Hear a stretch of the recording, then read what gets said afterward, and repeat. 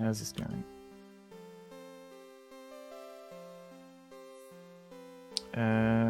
Hey tradies, how's it going? Is this loud enough? Is this loud enough? That's okay. I'll just sit quietly for as long as I can bear it, which is probably less than 30 seconds. Is that how long you can bear the Amiga?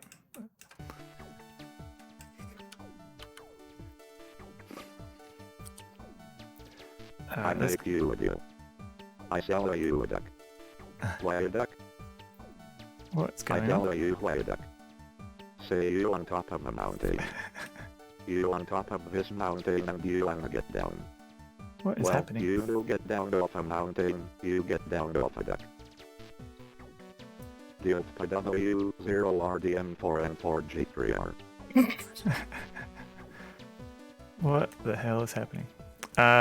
Workbench? Yes, I actually got this going. I had to install Workbench and everything. Okay, so I literally know like maybe not nothing about the Amiga, but very little. So I'm slowly figuring it out as I go along. But I managed to install Maddog. I was like Quest for Glory 2. Oh man, I'm a fake Quest for Glory 2 fan.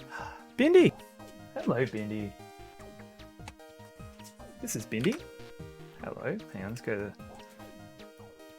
Have you watched the 90s film Blank Check? Is that the one with Michael J. Fox? Hello, Bindi. How you going? So this is Bindi, everybody. Let me get the appropriate emote before she sneaks off. Hey, little girl. How you going?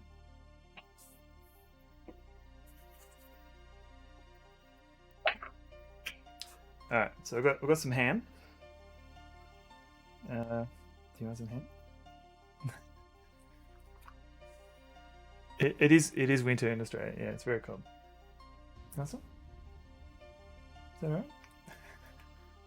No, I'm impressed. I got this ready for you too. Alright, that was Bindi. She comes and goes as she pleases. She is like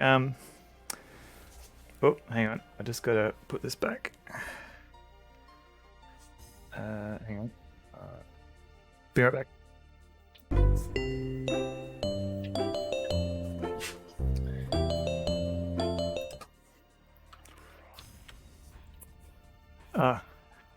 Hello again. Sorry. Yeah, that was Bindi.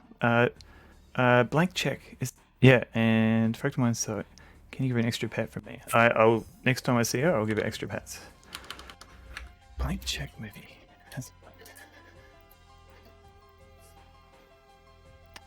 I have not seen this film. Uses to buy a house. Okay.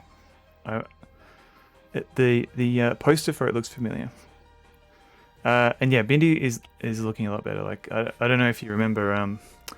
She appeared in a stream a week or two ago. She had like a sort of a sore paw. She had trouble walking on it, and we're sort of not.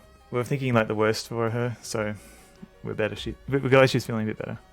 You just walked her. She's getting chicken nuggets for dinner. Nice. Snoop would. The other dogs would absolutely hoover it up too. This discount ham, yeah.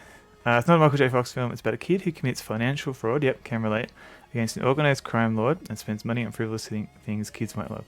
It has very strange undertones. All right, maybe if there's a movie note, might put that on. Strange undertones. Love the hot water dancing Alex. Thank you, Rush Pirate. I had to that's a good ham. Yeah, it is good ham. I had to so the feet were missing. So I had to draw in the feet, and I essentially like copied in feet from earlier frames just to try and complete the animation. Wait, Graham, be careful! Be careful, Graham. Found the pic. That's really sad. Cheap Chinese quality. What's going on? Oh, was it the mug? Oh no. 9% Rotten Tomatoes. Oh, that's almost a ringing endorsement. Hey, David Alexander. Welcome in. Thank you for Cedric. Sorry, I'm just going through chat. Cosmic Void, also welcome in. How's it going? Features a Mac version or something like that. Oh, okay. Interesting. Yeah, because the Mac has its own text-to-speech, which I don't think is related to the Dr. Sabeso one. Cosmic Void is also a games developer. So I'll do a little shout out for you by posting your URL. I'll do a proper shout out one day, and I'll give Rushfire a shout out. Also, welcome in Dangerous Dave. Thank you for all the emotes. That's lots of hype here for eventually I'll be playing Maddog Williams. Secret of Mana. Okay, I have not played that one yet. Cosmic Void makes guns. Yes, he does. Well, they do. Tony did TCS for Magnus channel, similar to yours. Oh, I gotcha. Twice in the same meeting. But yeah, it's good. It's good to see everyone here. I'm sorry, I feel like I'm a bit distracted. Everyone is here. Yes. So if no one's seen this is the cool Maddog logo, and if you click on it, he gets his sword out, which I thought was cool. Anyone have their keys randomly change on them? That sounds G-Funk. That sounds like you've inadvertently put it into like the UK keyboard format, as opposed to like the Australian/US keyboard format. Maybe just double check in your lower right hand corner that you've got the right country. And sorry for acting on my mic. I think you might have hit the... I don't even know if we got a hello. Probably play old games and kickstart 1.3. Yeah, I figured because this one is... Maddog came out in 94, so I figured it was round about when I think the 1200 came out at the same time, so they might not have developed it. It did come with a... It actually has like a info file for Workbench 2. But yeah. But I might try that for next time. I haven't had any compatibility issues. The issues haven't been compatibility, at least. Icon changing typical on Amiga. So that's cool. Yeah, I thought it was a cool little detail. I haven't noticed it before. But if it's been working, it's been working. Yeah. Yeah, I'll probably have to fiddle with it if I ever try other games. Should have checked. Yeah. Good point. Oh yeah, forgot the save part for. That's okay. We'll try it now.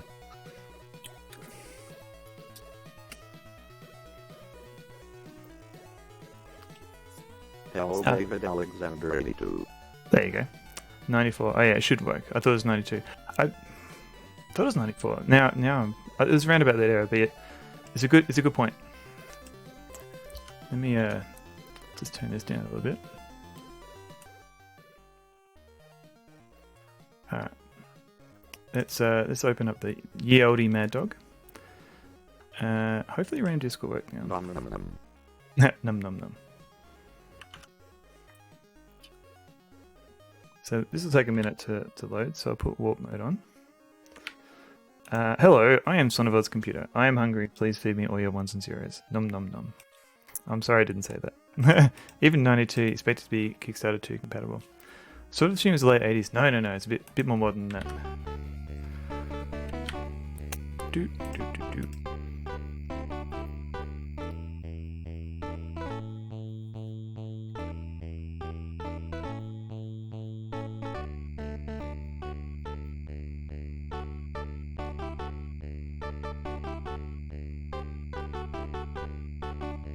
There we go.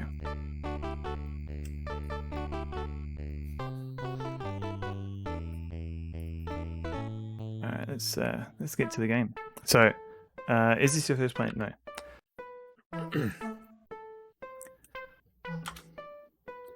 New games being developed on the ST were pretty rare by the 90s. Right, yeah. But this is the Amiga though. So ST, yes, I agree. But I think they just sort of developed on the ST. Because that was their main development machine.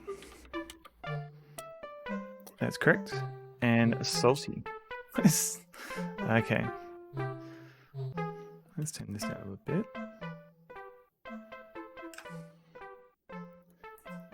Okay. If the two of you should fail, the lands of Deridian and Marinor will be plunged into an everlasting darkness, ruled by the evil King Sarek. Now go forth, great adventurer, and meet your destiny.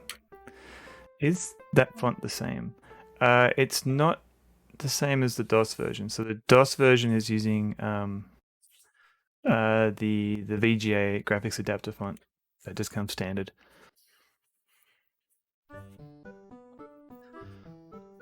It does look very similar though.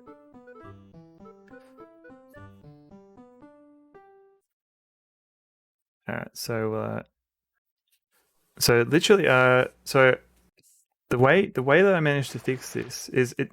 So it turns out someone else has actually fixed this as well. But I didn't need. I just did my own version. So the loading chapter 3 RAM. Okay. So this is where it crashes, and so you can already tell. So this is where I saved it just before it crashes before, and you can already tell it's not corrupted because this bit here was not corrupted graphics. So let's try here. So I loading chapter 2 RAM, and hopefully this game doesn't make a liar out of me. There you go. So now I can walk around. Hope I didn't miss anything. I had to reload because Twitch went all buggy. That's not good. That's weird. I'm sorry. Yeah. So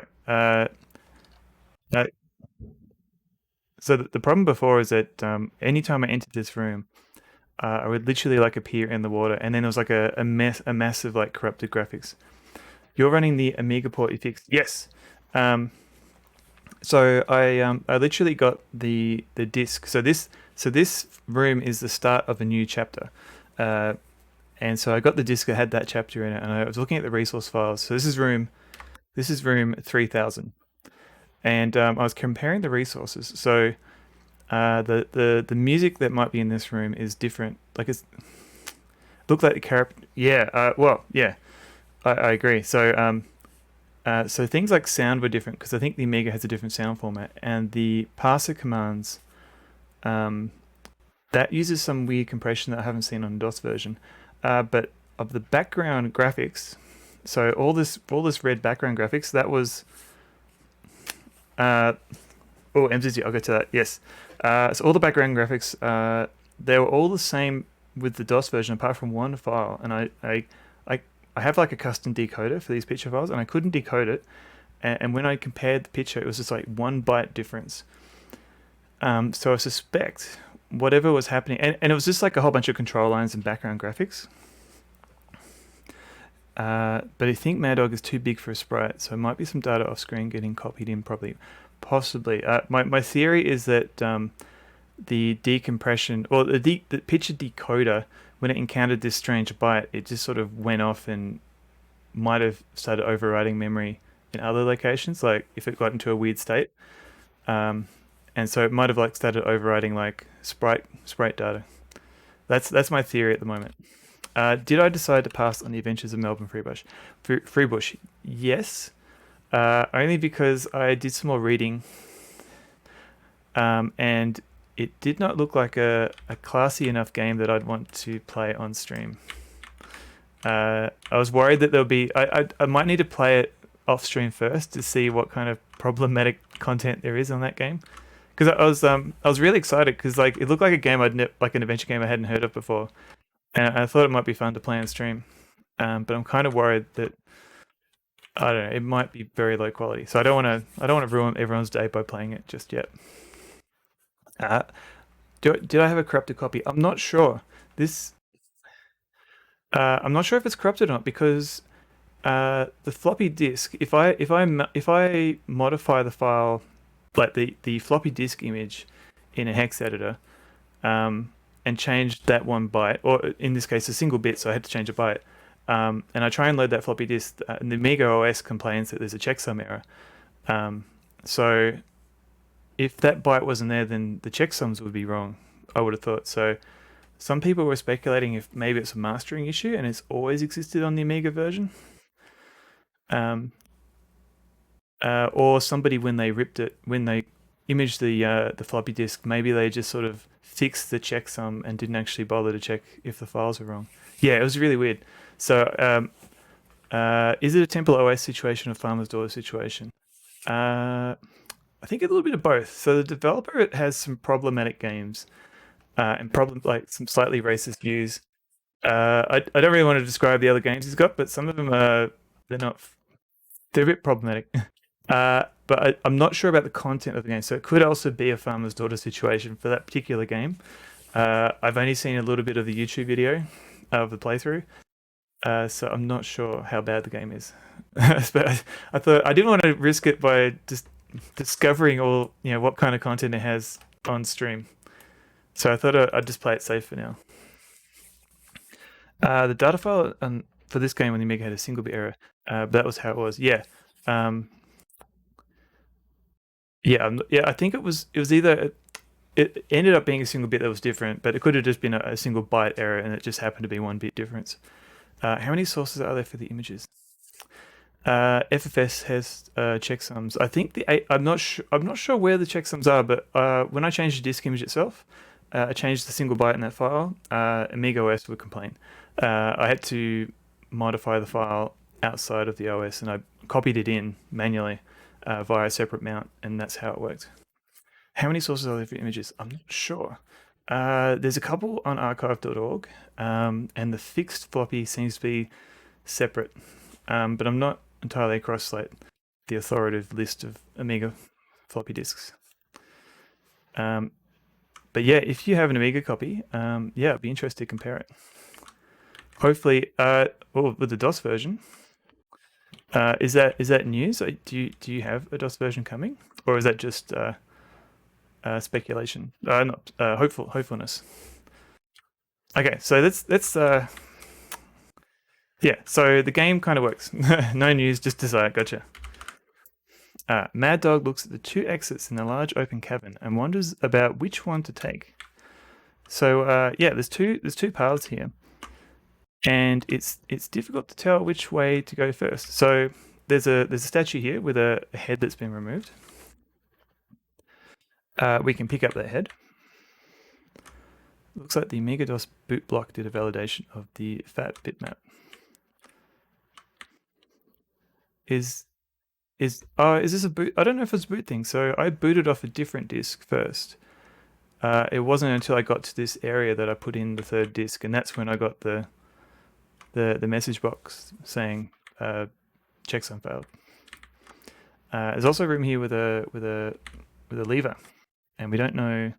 So basically, we may or may not see a spider web here. So let me just save state. Save it there.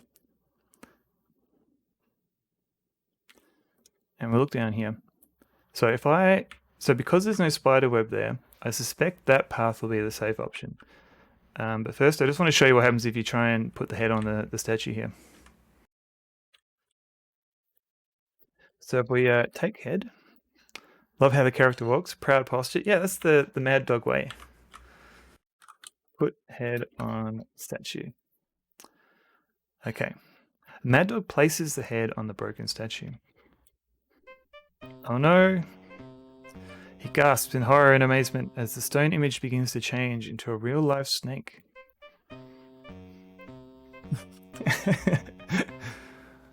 The snake, after coming to life, quickly devours Maddog as though it hadn't eaten in ages. The snake, after devouring our adventurer, slowly changes back to stone. Was that the Rick Dangerous theme? No, I think that was a generic snake charming theme. It's possible Rick Dangerous borrowed that theme. Under the unusual circumstances which have recently evolved, it appears as though Maddog has definitely met his untimely doom.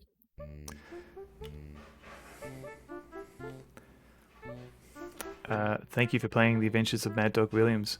We hope you have enjoyed playing as much as we have enjoyed creating it for you. So let's go back to our save state. So because there's no spider web here, it should be safe. So if there was a spider web here and we pulled this handle, a spider will come out and essentially kill us. But we're safe, I think. As Maddog pulls the wooden lever down, he looks over to see the closed gate slide open and the main gate slide closed. Spider. Nope, we're safe. It'll be kind of interesting to see. So this is oh, don't do it yet. But eventually, I want to see how the shortcut in the maze goes.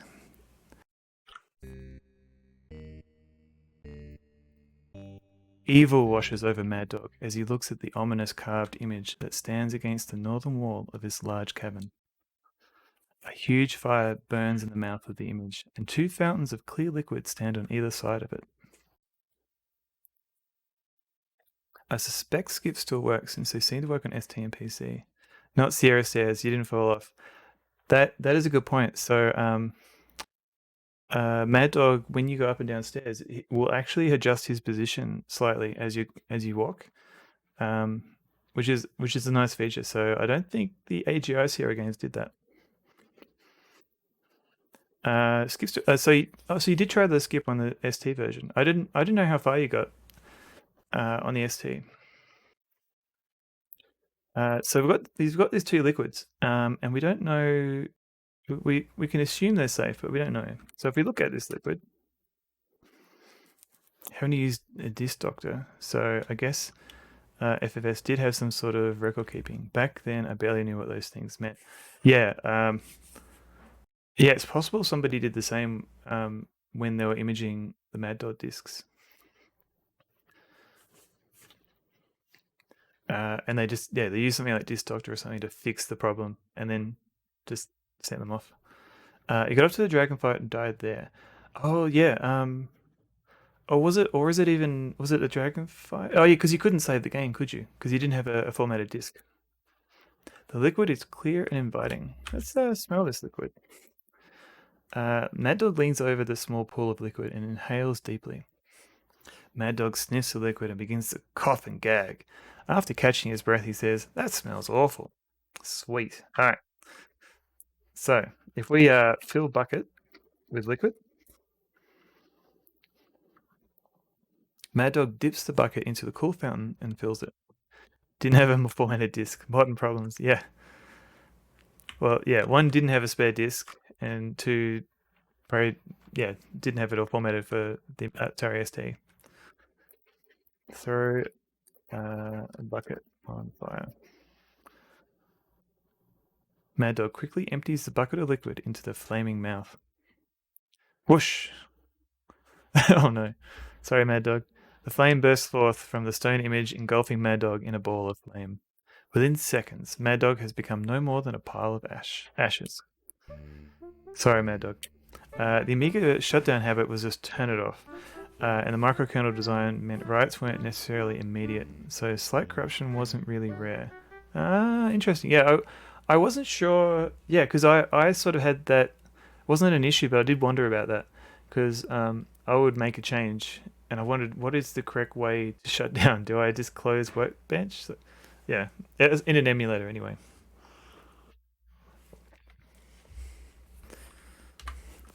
I wasn't quite sure, but it all worked out.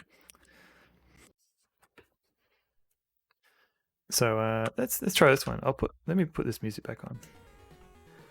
Just something to fill in the gaps. Okay. So the pool on the left is not good. So let's look at this pool. Look at liquid. At the time, we wait for the drive light to flicker and then stop and then power it off. That makes sense. The liquid is clear and inviting. Yeah, I don't know if I have. Yeah, so the emulator can simulate floppy disk noises, but I don't know if there's like a drive light.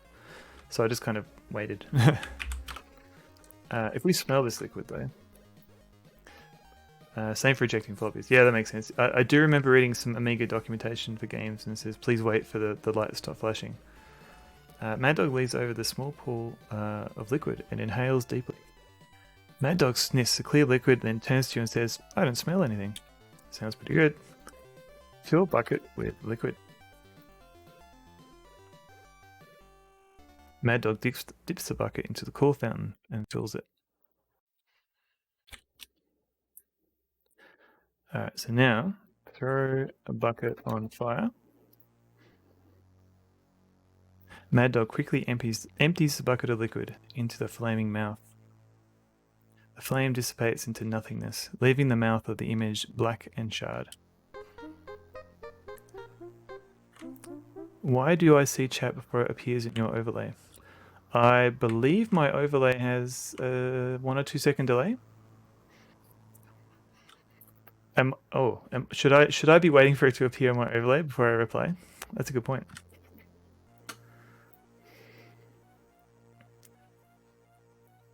So I'm just going to pick up this other liquid because it could be useful later.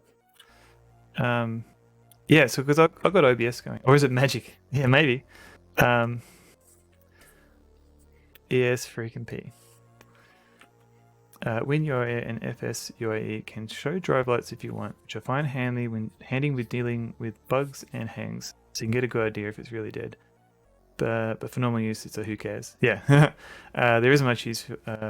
Isn't much info for hard drive emulation, as the level of information is drastically simpler.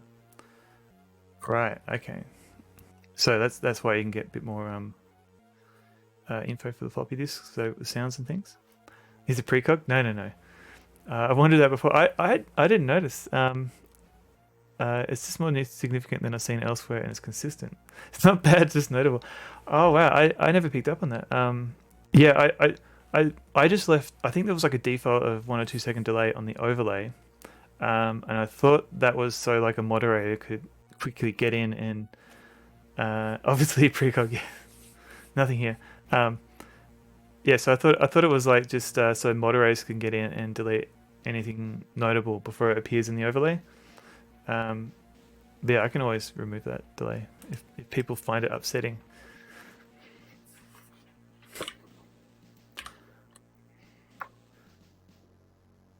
Boo. Boo. Like the floppy drives have emulated head positions, spin speeds. Okay, the hard drive just plops the bytes into a file. Right, unless of course it's a FSFS emulation, in which case it just translates the bytes to a local file system. FZ is very upset. That makes sense. Right. Okay. Yeah. So you're just reading bytes. You don't know enough to be able to simulate fancy effects or what will be written. So, if we're playing a DOS version, we'd be able to do a shortcut through here, and it looks like it's working. So it looks like this game, wankery. Sorry, Ella. No, please. It's interesting. Please don't feel like you can't talk about emulation details. I feel like I'm not giving it justice because, like, I'm going, oh, that's interesting, but also I've got to play a game. But is the top right skip certainly faster than the triple jump skip? Do you mean? So there's two ways of skipping. One is you save the game just as Maddog is at his height of his jump, and then when you restore it, it'll restore him standing at that position. But that will be trickier on systems where you've got like a floppy disk, because you've got to it's a bit slower. On PCs, certainly a lot faster. You still got to be careful. When you say triple right skip, do you mean up here?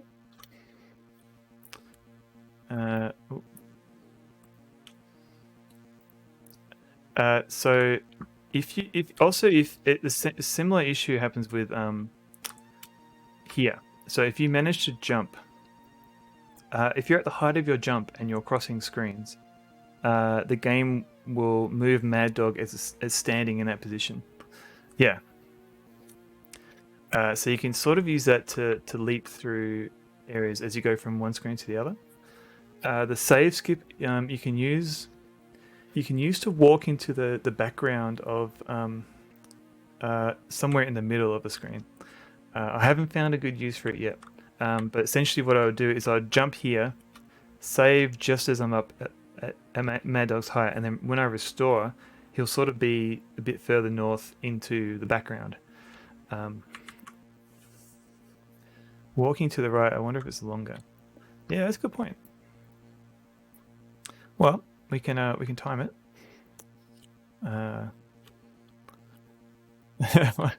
1,000, 2 1,000, 3 1,000. I need a timer. Imagine being able to think 2 seconds before everyone else can even register the thoughts you're responding to. Superpower. Smart move, really.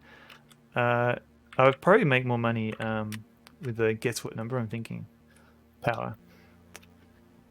That's something you can do, right?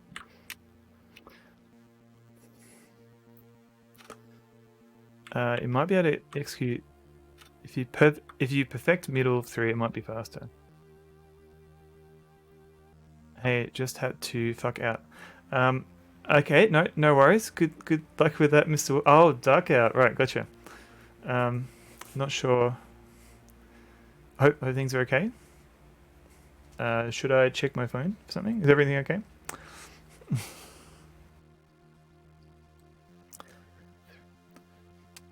Yeah, I feel like, yeah, maybe I should get like a stopwatch or something, Fractal my mic, and test the timing. I feel like I wasn't doing a good job there. Autocorrect. No, that's okay.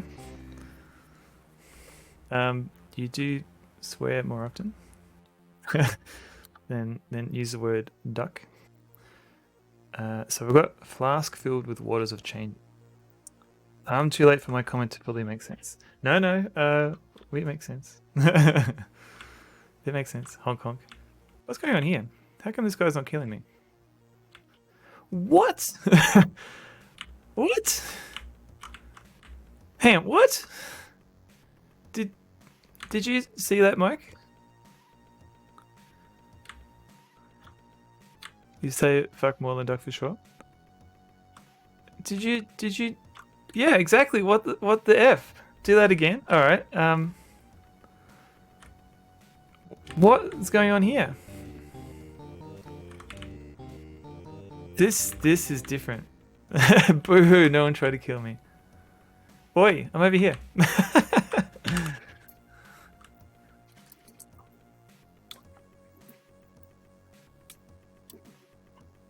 I think it's broken. Yeah. What? Okay, that was weird. Hang on, all good. Getting ingredient. Your 2 dog for 10 minutes. Okay, I'll keep an ear out for him. That part I dread is the jumping part. Yeah, I think it feels easier on the right hand side because you don't have a short dead end to rearrange yourself. But yeah, it might add a little bit of time getting there. No one tried to kill me, boohoo. Yeah, exactly. If you do the thing, yeah, I was just wondering, if I drink flask, let's try that. Maddog turns to you and says, "That would be a waste to drink it right now." Interesting. Dungeon part with jumping. Oh no, I thought I knew what you meant. What? All right, is he? Amiga is strange. Yeah, this is strange. The I don't know what state this is in. I wonder. I wonder if this room 310, is also. Maybe this whole disc is slightly corrupted, and no one's really paid attention. Like maybe someone just fixed that one byte. You got to do family dinner. Be good. No worries. Thank you very much for coming in, Fractal My Mic. If you're not following Fractal My Mic, perhaps skips corrupted the state. Good eats and good family. Yes, good eats. I don't think so. So the skips don't really. They don't really. Having looked at the code for the DOS version, it's all it's changing is the XY position. It doesn't really overwrite. Like maybe, possibly, but it's not really. I don't think it's something that will cause corruption. But what I'm going to do is I'm going to save the game here. And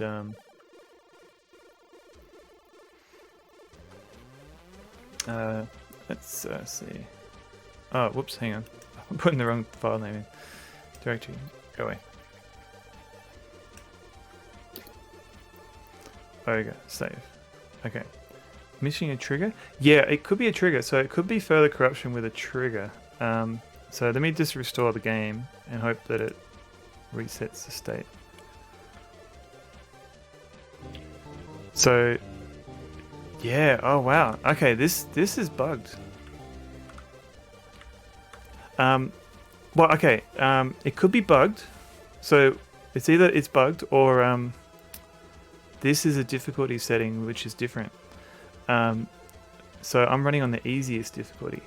So it could be that in the Amiga version, this puzzle doesn't require solving this.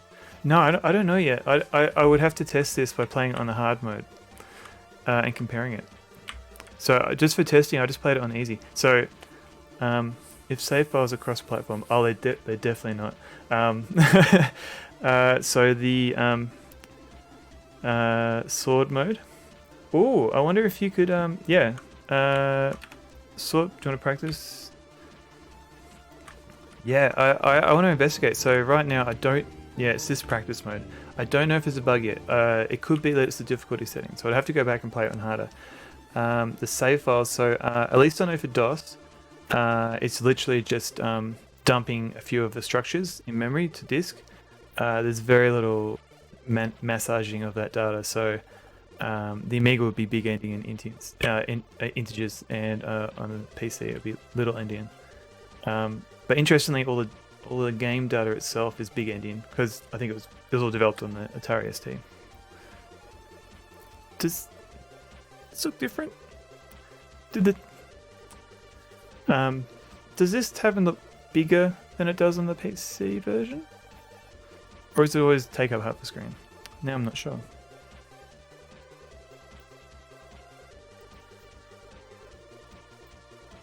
The tavern door opens with a soft creak.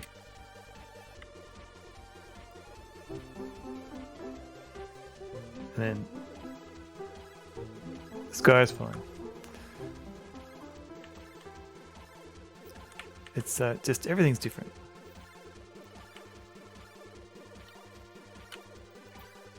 Look at fireplace. So Maddog feels warm and secure for a few moments as he looks into the fire, watching the dancing flames. So if you look at shelf, you can't see that. You have to look at mantle. A small matchbox sits on a large mantle above the fireplace. So I think it does support both spellings. Yes. So if we take matchbox, Maddog reaches up and takes the matchbox. So that bartender is pretty useless. But this guy is useful. Maddog looks around and replies, I only see the bartender and an old battered man. Okay. Look at battered man. Alright, fine.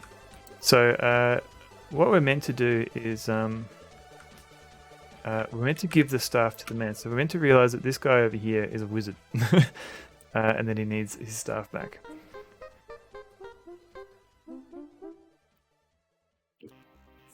The old man, surprised at what he sees, takes his staff in trembling hands, and a look of peace comes over his face.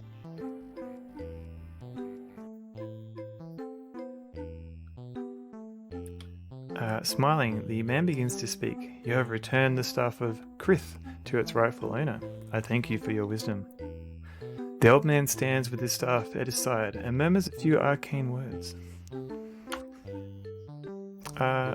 Did I say that? Oh yeah, I was gonna find my the pinkish shirt I have. I forgot. I'll have to do that again. I'm sorry, I forgot. There's a few bit of chat going on. I remember Space Quest 4 breaking for me that I could walk anywhere in the final few screens. Didn't need to follow the walkways to avoid the robots. Could walk straight through to the locked door on the computer console. Good times which I... Wow, that's quite a bug. This is from after the bugs you encounter, right? For instance, when Maddog is being flung about violently by some tentacle things in an underground cave. I tried to cut tentacles, to which Maddog replied, I'd rather not. Yeah, I haven't tried cutting tentacles. It's very polite. Yeah, but you're meant to throw mushrooms for that. I don't think you're ever meant to cut. You can't cut the tentacles either way. Like it's always throw mushrooms. We have Otter's pink shirt. Oh, no. I do forget things, MCC. It's not a forget. It's a forget. But yeah, I'll need to remember for next time. Whatever version was reviewed, Amiga computer didn't have that bug. No, yeah, I don't know if that was a bug. It might have just been they were trying, just teasing. No, that's cool. I didn't know because sometimes I do forget things. And it's like, did I commit to this? I can't remember. It's like I'm gaslighting myself. The wizard turns and looks at Sarek's banner, and a look of anger comes over his face. Grrr. He raises his staff towards the banner and whispers an incantation. The room is filled with magical energy. Just needs a pink wife beater. Those are super common. The bug I found. No, yeah. The tentacle things in the underground cave. That's in a room a bit earlier in the game. I don't think it's related. I have to. I think that's a separate room, and yeah. The bug you found wasn't present in the copy. Oh, I got you. Oh, I got you now. Yeah, so they mentioned bugs, but not that bug. I understand now. I need a yeah. So Cameron, I'll get a white singlet, and I'll wash it with one of the red dresses that I have hanging around. I'll try and replicate that Maddog energy. A sense of power emanates from the great wizard as he begins to speak. Though you have returned my powers to me, I cannot go to the castle of Deridian. Sarek's powers have grown too strong, and I would wither before him. The task has been given to another of noble heart and strong spirit.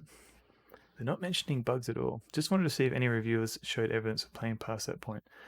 Oh yeah, you think maybe they just had like a review copy? It's possible. It's possible what someone was saying is that it was like a mastering issue. So maybe the reviewers were given copies of the game that were hand copied, and then like the actual one that was mastered and sent off to printers or disc duplicators was wrong. I have to head off. Catch you again soon. No worries, G-Funk. Thanks for coming in. I'll give you a quick shout out. So G-Funk is another fellow Australian retro streamer, and apparently he's just finished Go Bell Night 3, which is cool. But in return for your great deed of unselfishness, I will give you this brass lamp. You will know when to use its magical powers. Will I? The wizard, holding his staff, looks at Maddog and bids him farewell. Oh yeah, happy birthday again. That is different. So if we part in all month. Oh yeah. Maddog reaches out and picks up the lamp. Look at lamp.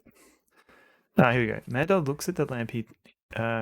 As Maddog looks at the lamp, he turns it over and discovers an inscription. Look at inscription. When the world seems at an end, rub this lamp and find a friend. I feel like that's different. I'm not sure. I feel like the wizard tells you that. I'm not sure. I have to double check now. Open door. I'm not close enough. Here we go. We part in all month. What's the next 80s Aussie show you'll be playing, MZZ? That's a good question. That wizard used the same teleportation spell like the one in King's Quest 3. That's true. That's very true. I think I've got to rep at least one episode of Ramp. Yes, definitely. I'll try and be there for that. Alright, so this looks very familiar from before. If we go by in here, I bet you're wondering what I'm doing back here. Yep, exact same text. If we knock on door. Isn't this game a bit of a parody of King's and Heroes Quest? So the game is meant to be. I think it was advertised as a parody, but it plays it pretty straight. It doesn't seem to be like any irony or anything. It just plays it as like a straight fantasy. Maybe there's a bit of like an occasional joke here and there, but it's like a flavor, not a parody. If that makes sense. A man opens the door and, looking very stern, begins to speak. If you're looking for handouts, you're too late. Sarek's tax collectors have already taken all but my house and the clothes on my back. If you're not looking for handouts, then you're probably here to stir up trouble. Good day, sir. It's not like Peasant's Quest. Yes, that would be considered a parody. Knock on a door. Hey, who's this guy? An old man answers the door and abruptly says, "Who are you to be bothering old Derek?" So here we can show an amulet. Pheasant's Quest? Not quite. Peasant's Quest. Unless you're trying for a pun, in which case I applaud you, Cameron. But if you haven't played Peasant's Quest, you should definitely check it out. Is there a way to play it these days considering it's written in Flash. Like, is it playable?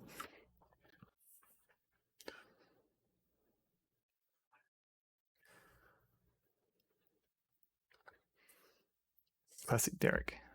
It is okay. Yeah, if just Google Peasant's Quest. It's by the Homestar Runner crew, and it's a loving kind of parody slash homage of King's Quest games, but with Trogdor and everything like that. The old man breathes a sigh and breathes a deep and ragged sigh and begins to speak. My name is Derek, a once respected knight of the castle of Deridian. There are so many good AGS fan games. Yes, but this is not AGS. This is a Flash game, as far as I know. They may have ported it by now, but they re-implemented like an AGI like game engine in Flash. Yes, exactly. I led the armies of King Sarek to battle against the barbarians of the Westerlands until he became the evil and corrupt man he is today. I revolted and was stripped of my knighthood and all of the riches and power that came with the position. I'd love to turn my D&D campaign into an SCI EGA fan game. Yeah, you should definitely. So there's a developer who is making a remake of King's Quest 2, but in the SCI engine. So much like how King's Quest 1 had an SCI remake, so it's EGA graphics but with dithering and everything, he's doing similar graphics for King's Quest 2. King's Quest 2 remake SCI. Let's have a look.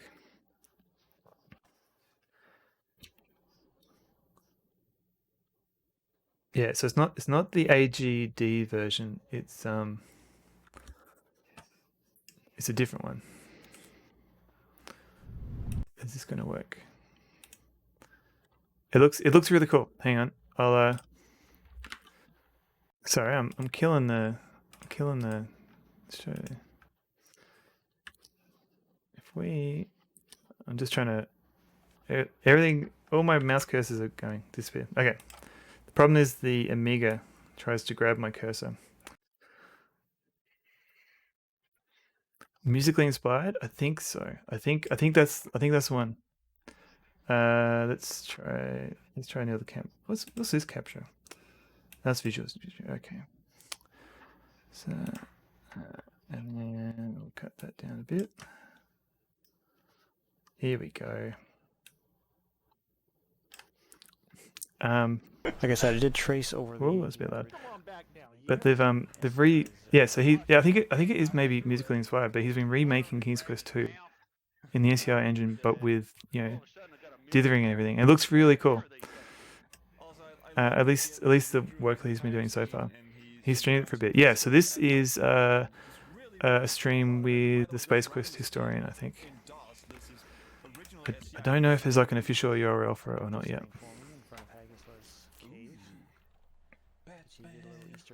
Anyway, I thought it was really cool.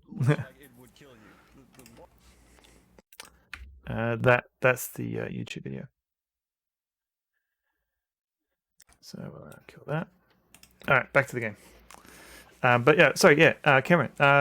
Yeah, so there's definitely tools like SCI Companion and stuff, which will let you make actual SCI games if you want to go that route.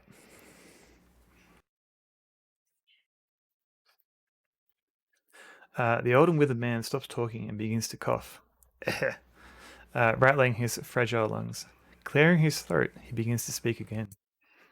The lands between Lakeville and Deridian, desolate and barren, ravaged by the evil armies of Sarek.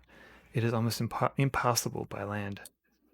There are many secrets of the castle, but none have escaped its walls. That is, except for one. Sarek and I were close friends until his soul was devoured by the evil god Malthazar. Derek looks around, as if to see if anyone is listening. One day, I had escorted King Sarek to his bedroom. After leaving him, I stopped outside the door for a moment. I heard him say two strange words, and then a deep and evil voice rumbled from behind the door. Realizing the king was not alone, I became fearful that he was in danger. I quickly entered the room, but he was gone. The smell of death and decay hung in the air. The words that I heard were Malthaic powers. What could that mean? I don't know if it'll help you, but I will do anything that I can. I don't know if it will help you, but I will do anything that I can to help you defeat the evil that has consumed my friend. Malphaic powers. What could it mean?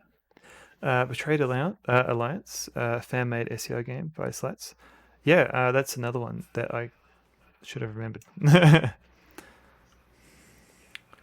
MZZ is probably interested because she's also trying to make an adventure game.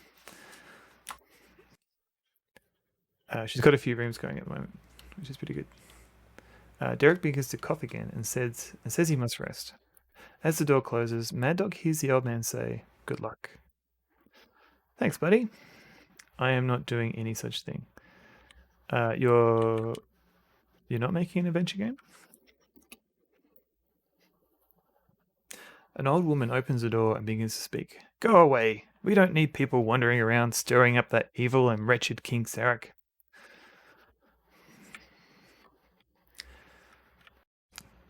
So if we didn't get the bucket, there would be a bottle of alcohol here that we could pick up. And if we're playing in hard mode, we might be soft locked. So if we didn't fill up the bucket with the flammable liquid, there wouldn't be a bottle here and we'd be soft locked. But because we can get past the ogre in easy, well, I suppose there would be a bottle here. I need to check this. There are a couple of differences.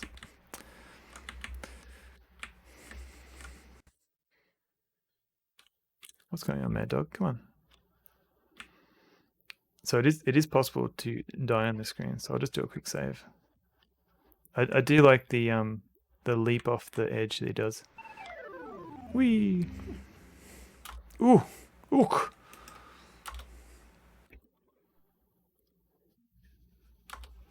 Whoa! What? Ouch!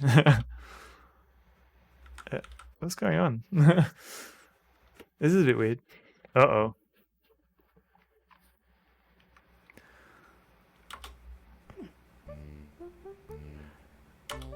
Is that normal? That was a weird death. Like oh no. This game is not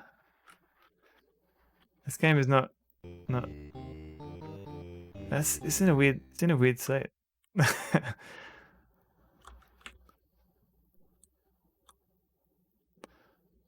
Let's quickly get this lamp again. Only my graduate program from my multimedia course 20 years ago. That's okay. Because like most of the stuff is like all like the fan-made tools to make fan-made games. Like there's no real training for this stuff. It's all everyone is self-taught. Let's get through this quickly. Come, Maddog. Yeah. Take lamp. Open door.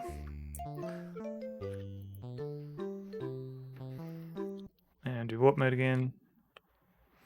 Go across here.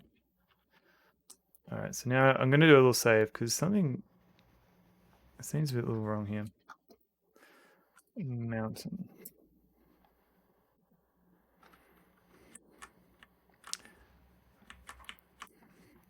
I need a decent story before I put 1,000 hours into learning how to code again. It's a bit of both. Like, don't feel like you need to have everything ready up front. Like, because you can always just sort of, ooh, it's dark in here. You can always like sort of play around with things first and just explore. And MZZ had a good idea of using AI Dungeon. Yeah, exactly. Just make shit. Yeah. Loading chapter to RAM. Here we go.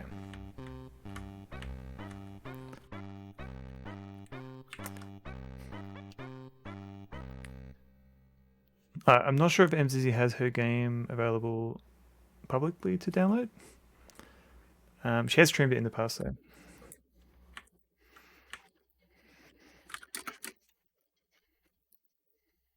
Put repellent on self.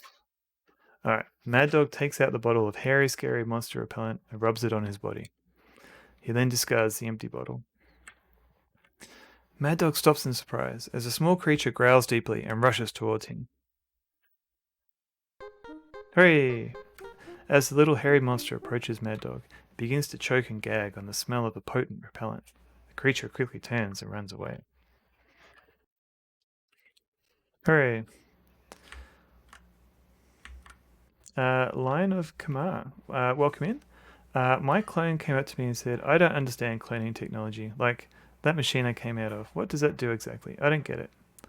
I responded, that makes the two of us. I got that. Very nice. Thank you for the joke.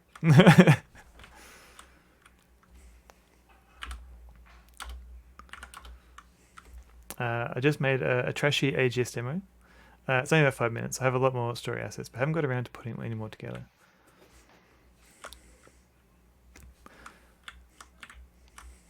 Oh no. Maddog freezes in fear as a large creature begins to rise up from the mud.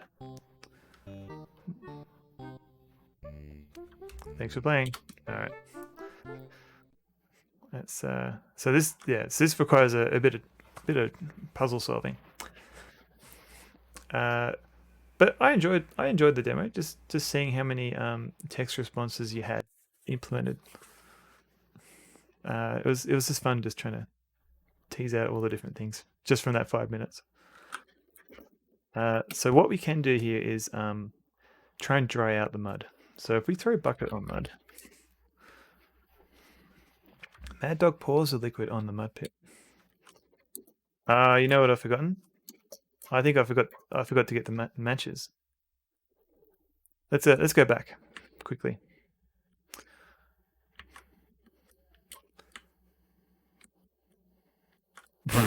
What is going on here?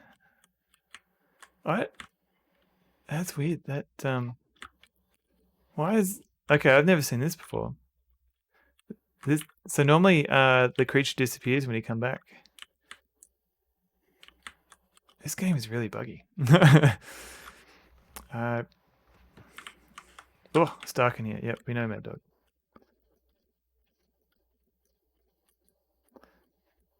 Wow, I've never had this many issues. He's invincible, I know. Come, Maddog. Yeah, back in here. Closes the door. Take matches. Alright, we've got matches. I don't know if hopefully I can go back. You got burned out on traditional RPGs a long time ago. I like to integrate and subvert tropes in my tabletop. I often pull dick moves like slipping in reflective psyche battles or political allegories. Allegories. You should don't overthink. Don't feel like your first game has to be massive and perfect and subverts everything, like, because you already have experience doing like tabletop RPGs and doing that in the real world, but like a lot of game developers and stuff, like indie ones, they do like little small demos and stuff and they just play around. Like you want to get like a whole bunch of like mini games and stuff done, like just get that out of the way so you're more familiar with like everything you need to make like a proper game. Don't feel like you have to do like your first game has to be perfect. Don't feel like that. What's going on here? Gallitep, welcome in. Thank you for the raid. Wow. Thank you. Hang on. Let me give you a shout out. What have you been playing? EcoQuest. Ooh, I Cetus my ass. I see. Cetus my ass. Right. I haven't actually played EcoQuest 1 or 2. So the first one, that is the dolphin one, yeah? Like you're underwater. It's the second one that's all rainforesty, isn't it? Sorry, we're just talking about Cameron's RPG ideas. So weird stuff, anything other than Saving the World or Hero's Journey. Yeah, no, you should definitely just experiment. Don't feel like you have to do your first game first. Yeah, well, Galactic, thank you very much for the raid. Yeah, sup. So, yeah, just reading about EcoQuest today. Yeah, how are you finding it? Are you enjoying it? Like, is it educational? Like, is it still a good adventure game? You accidentally pressed the sleep button on my computer and had to change my name. But I plowed out EcoQuest in one go. Oh, how long does it take to beat? Like, is it just a couple of hours? We're currently playing the Amiga version of Maddog. It's free now. I don't think it's available to purchase. Oops. Oof. Ouch. Uh-oh. Whoops. So we're just playing Maddog on the Amiga, and we're finding a lot of weird issues with it. For example, this creature is meant to grab Maddog, or he's not meant to be here. He's meant to disappear. But for some reason, right now he's he's not killing Maddog. If you don't mess around with the 4x3 puzzle early on, it's very playable. That puzzle has bogged down many a player for hours. Huh. I'm not paying attention to. Let's try again. Right. So are you saying that puzzle's optional?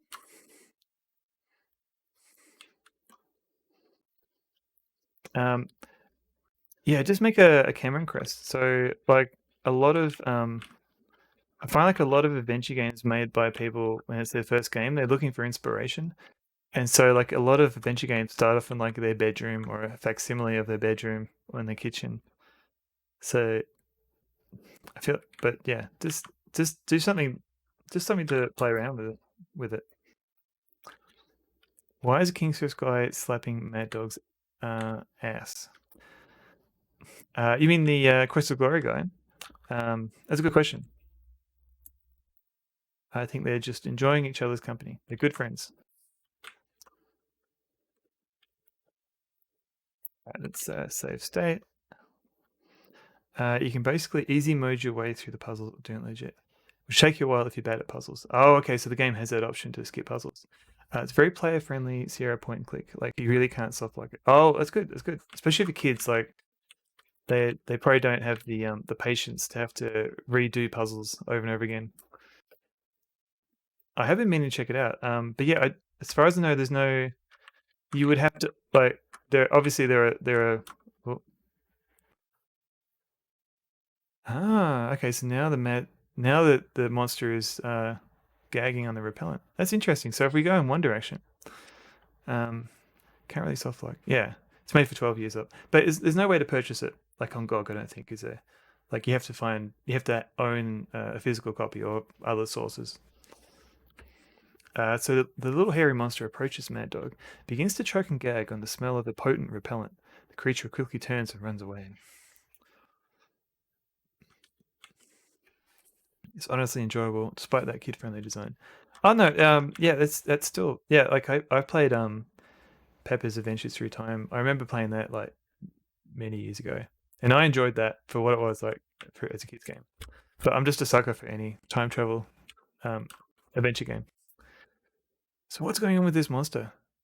Oh, so now the monster's up here, and it's waiting. Like this is like the normal behavior. Did we get to the other screen too quickly? I wonder.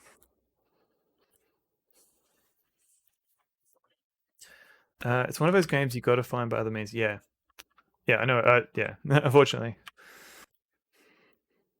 So if is it a load state issue maybe? Like if we use the save state and reload. No? Okay. Just trying to figure out why this game is a bit buggy. I'll have to put EcoQuest on my list because I was making a list of like adventure games to try out. Maybe. Already did. Throw matches on mode. Oh, hang on. Gone. Gene Bender. Sorry, Gene Bender. Maximus, I don't know if it's botched copy protection or not. Because all that happens on an earlier disk. Yeah, no, Gene. Sorry, Gene. Just when you thought you had your chance to become famous with followers, one day, you can find other ways of being famous. Is it really fame if you're just famous among bots though? So Maddog takes the match from the box. After striking the match, he throws it onto the mud pit before him. Racing the beam, welcome in. How's it going? We're playing the Amiga Maddog, and just seeing what's different. The mud pit is dried by the burning flames, turning into a dry and cracked surface and sealing the creature below until the next rainfall. Ooh. The ground shakes violently as Maddog hears a low growl from beneath the hardened mud hole. Ooh, be careful, Graham. Thank you, Cedric. Thank you, David. Yeah, no, fame sucks. You don't want fame. Cameron's quest. Who'd be me? Chainsaw fallen logs while literally juggling two kids with optional gym, LARP, and streaming minigames. Yeah, that sounds awesome. Why does this game not exist? I'm just going to be myself as a streamer and let hell freeze over before I suck up reviews. Yeah, no, definitely, that is definitely what I want to do. It must be so tiring, like, because I know some streamers, like, I don't know, not putting on an act, but they're kind of in a streamer mode, and that must be so tiring. Like, it's tiring just being myself. I don't want to have to be someone else at the same time. So if we look around here, cascading water flows out of the lake over the jagged cliff's edge. An eerie light emanates from the top of the dark mountain far to the north. So our lamp, if we look at our lamp, a small inscription on its base. So if we read the inscription, we read this before, but just for the benefit of everyone, I'm not sure just what you're saying. Could you be more specific? Okay, read inscription on lamp. Here we go. Galtep, thank you for the follow and for the raid. Doesn't matter. Give up your streams on Hot Tub Retro streams. No, you can still dream of that, and I think you just have to do it at least once, David. And then I'm sure the fame will come to you. Brush Pirate. This game is pretty good. You should definitely check it out. There's a DOS version, and there's also I've got a patch of this version. So I've got a patch to fix some of the issues on the DOS version. I can link to you if you're interested. Joke, you would never do that. Understood. I'm going to adopt a Sonville streaming persona. Just awkward. Just an awkward streamer persona. Yep, that can work. Herbal, how's it going? Let me give you an old sneaky shout out there. Welcome in, Herbal. How's it going? Buy that for $1. What? Too many RoboCop references. If enough of us do unwanted, unnecessary hot tub streams, the Zoomers will stop demanding them. I think they just need one Sonnevel hot tub stream, and they get banned pretty quickly. So apparently, when the world seems at an end, rub this lamp and find a friend. Could beat you in the awkward Olympics. We'll have to organize a competition during PAX. I use GOG and such, though if a game requires some working, I'm down. So this game is it's not on GOG, but it is officially free from the developer's website. Let me link you to this. So that URL will. So it comes with like a build with DOSBox, but you can play it in your own DOSBox if you need to. There is some issues with the MIDI. So if you get an issue where like the MIDI music doesn't seem to finish playing, like you get like hung notes and things, let me know and I can hook you up with a patch. I'm not sure what good it will do, but here I go.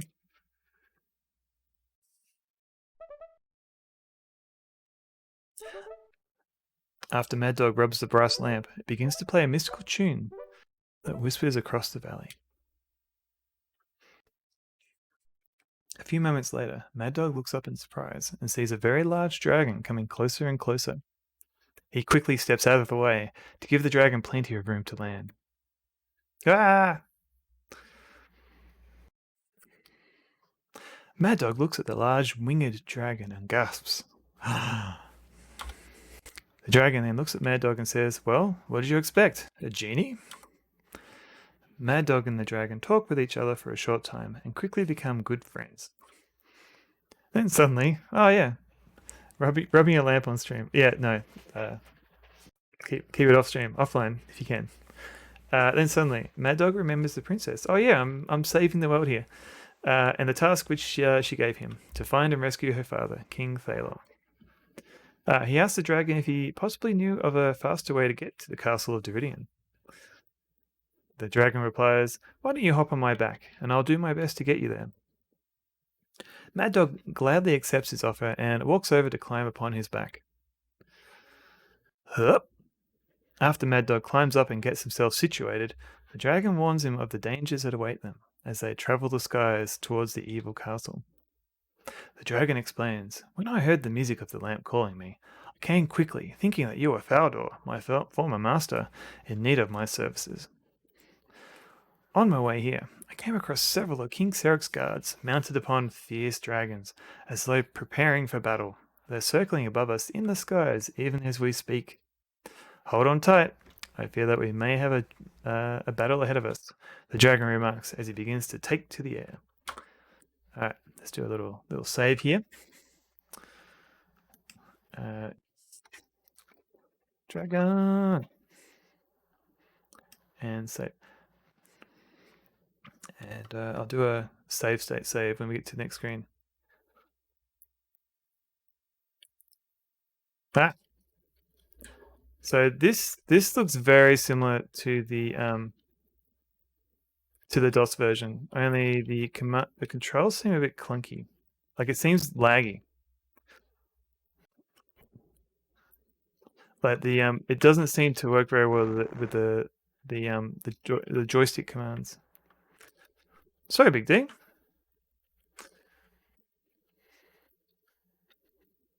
Welcome in. That is true. You should have been asleep, Big D.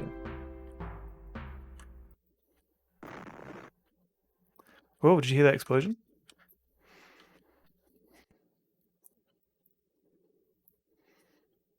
No, go away, no. Alright, it's a quick save state.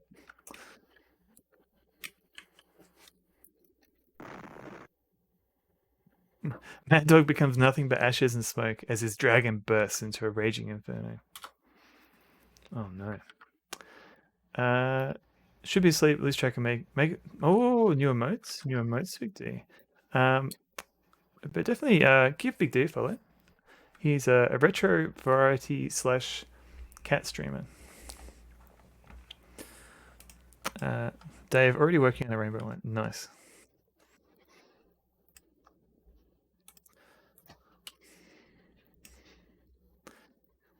Let's see how we go with this dragon. We just gotta. Man, this. Yeah, can you? Oh man, this. I don't know what. This is a bit tricky. The controls seem a bit iffy on the Amiga version. I'm not saying I'm good at this dragon fighting. Hey. But it feels a little bit laggy. Yeah. Like, but this literally runs at like 12 frames per second. You want an animated GG? Oh, that's interesting. Is it going to be based on any characters, or is it just going to be all made by all fresh Big D creativity? Not a fan of the border, but it's Doomflight. Ooh.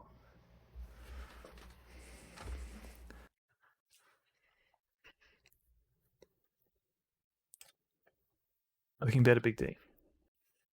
GG2, interesting. I feel like the I feel like maybe no, it looks good. How long did it take you for that to get uploaded? Because usually I have to wait like a week for mine to get approved. Yeah, you lose a bit of clarity with the border. Yeah, I've learned a bit over time as I work on the adding new emotes. I never realized how much effort it is just to get it to look good at different sizes. Instant upload once you stream 50 to 60 times once affiliate. Oh, once you stream 50, 60 times. Okay, easy. I thought it was 60 days, but 60 times? Okay, might give it to Haggard. He loves it and fits his fire theme. Oh, okay. So did you say you were going to do like a rainbow version of that? Because that could work too.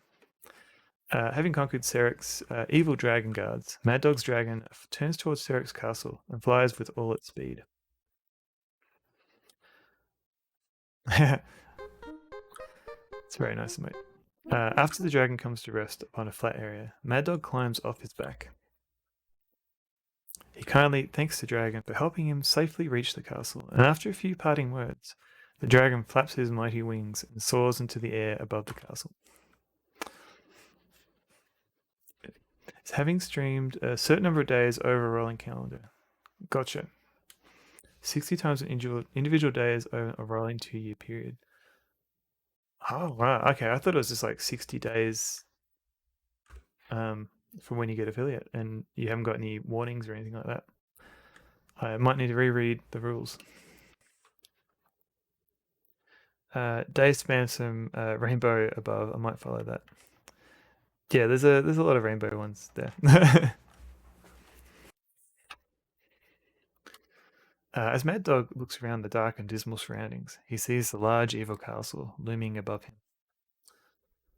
He is filled with a sense of dread and thinks to himself, I have travelled many miles to behold this evil fortress. I must have taken leave of my senses. You don't have instant upload because you keep slacking. Okay. Stop slacking, Tony. I know this because the first animated Ahoy emote I tried to upload got flagged because it was just an A in the first frame. And it's going to take a long time before I get access to follower emotes because of that. Oh no. Just so... Yeah, because I heard like some letters, you can't have some letters for emotes, but then you get people with F emotes, and like mine is like a GG emote, like that's 2 letters. And they're not subtle G's. So I wasn't quite sure of the rules around that. Single letter emotes are verboten. Okay.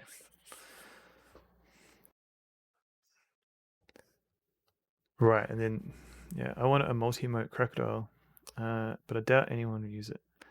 I'm going to hold off answering the affiliate email until I sort emotes. Well,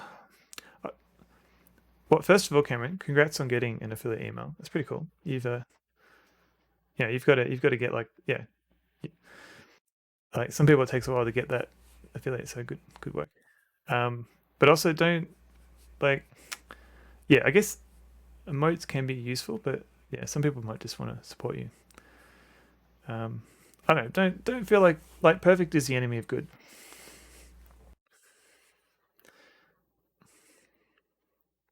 You're 2 subs away, I think. Oh, do you mean followers? Oh, so you haven't actually got the email yet. I gotcha. Yeah, that makes sense. Muddy emote crocodile. Yeah, I feel like any emote that can be combined with other emotes like could work. Like if you can find some way of like mixing up with the octopus emote, maybe that'd be kind of cool. Perfect is the enemy of passable. Exactly. Because it could be used to say hairball. Yeah, I know. Yeah, I guess GG. There's no words. They have the letters GG in it, so it's fine.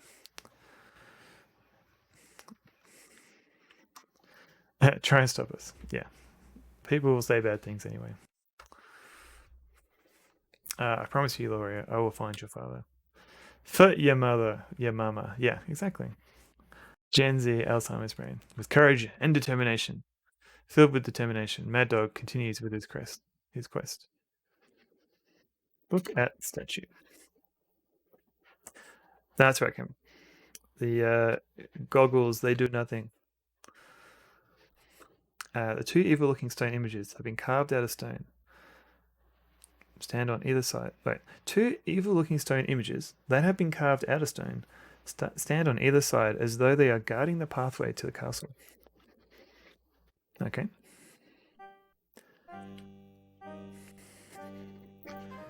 Look at castle. The castle of Deridian stands atop a dark and ominous mountain. An eerie light emanates from the castle windows. Look at bird. High above, Maddog can see the vultures perched on the castle, waiting for another adventurer to fall prey to the castle of Deridian. Look at window.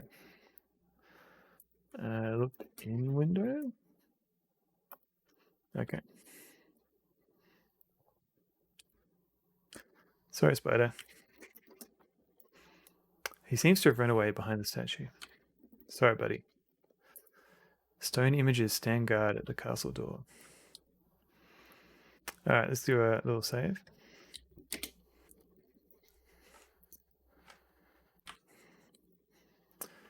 Let's do a save. I'd use a crocodile emote. Yeah, me too. I guess until like you're famous, it's hard to make use of all your emote slots. Or find good ones. For example, like maybe I could cosplay as the octopus emote and make emotes out of that. That'd be amazing. And maybe you could get you could cosplay as different people could cosplay the different emotes, and then you could all join together like some octopus Voltron. For example, like this is my least popular emote. I don't know why no one wants to use my screen beam, but I think there's only like literally like 4 uses in its entire lifetime.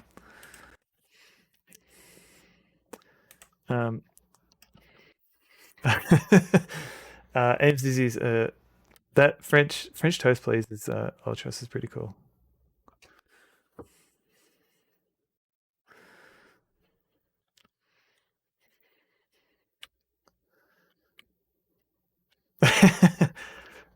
that kind of works, Cameron. I like it.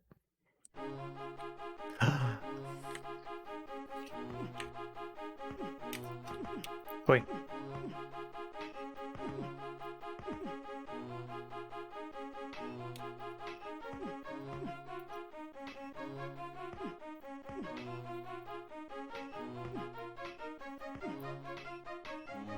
This gets used more than you think. Really? I am doing terrible at this. This guy's knocking the crap out of me. Wait, stop it. Search guard. Maddog quickly searches the guard and finds 10 pieces of gold. Maddog takes the gold and carries it with him.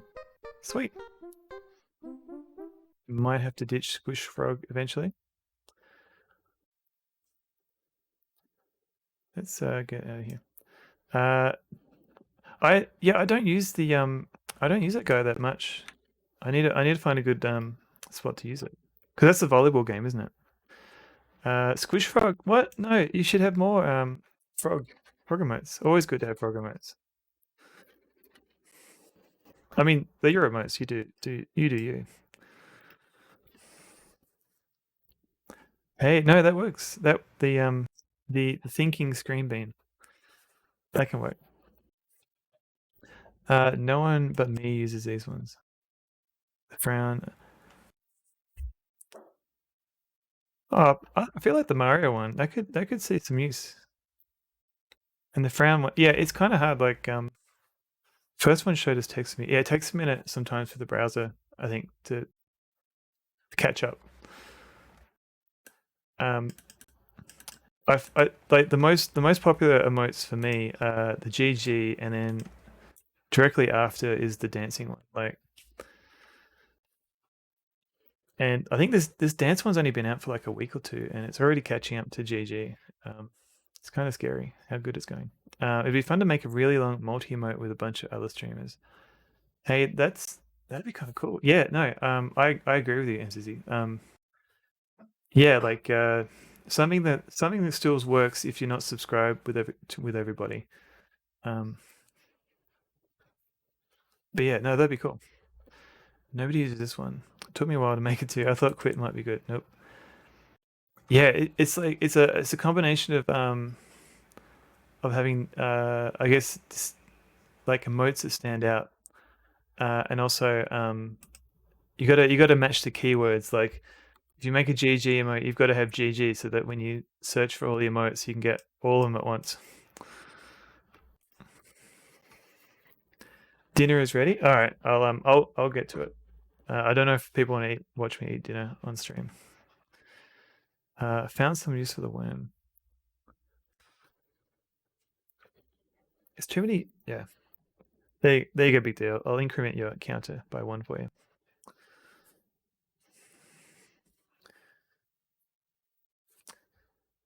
It's more beard friendly than last week. I'll think about it. I am a bit worried about oh no, what did I do? I pressed the wrong button. Okay.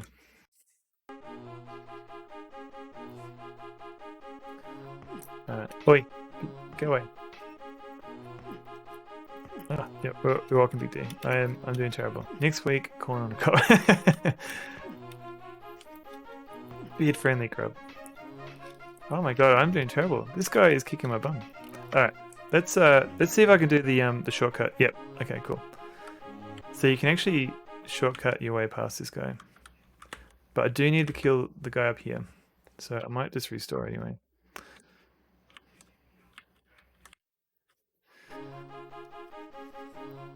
Alright, run away. Leave me alone. Is this a speed run? I think the DOS version is a little bit faster.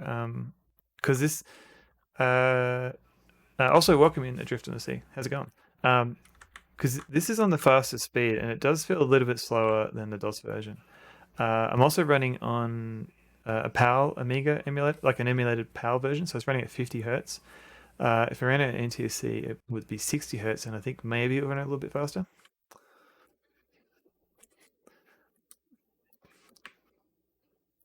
Depends on the manner in which the game breaks. Yeah, so far I haven't seen anything that well, apart from the ogre, that was a trip. There was this. Not sure if it was a bug or not, but we could get past a whole puzzle without having to solve it.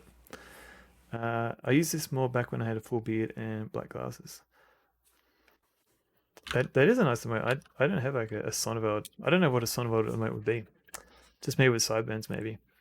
Maddog slides the wooden bolt to the side and pushes the door open. What's in this door? Suddenly, a large demon claw reaches out from beyond the door. A large demon claw reaches out from beyond the door and pulls Maddog into the darkness. Ah! A deep gurgling voice rumbles loudly from inside the darkened room, saying, "It's about time someone fed me." About damn time. So we don't want to go in that room. So let's go up here instead. Maddog pushes the door open. Loading chapter to RAM. So I wonder if the RAM disk stuff is confusing the save state. Hopefully the save state is also restoring the RAM disk. Board Game Heaven and I used to look almost identical. Really? Interesting. So this guy I do have to kill, unfortunately. Come on, bud. Stop it. Leave me alone. Oi, go away. Oi, stop that. No, no, ow. Stop it. Oh. Board Game Heaven is incredulous.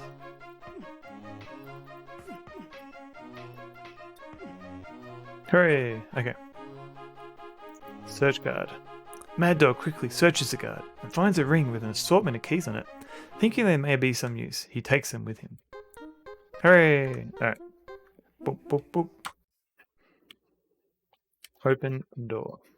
I'm not close enough. Fair enough. The door is locked.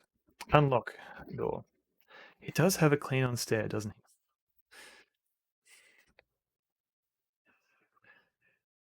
It's now that I'm looking at that emote closely, that lip licking is very disturbing.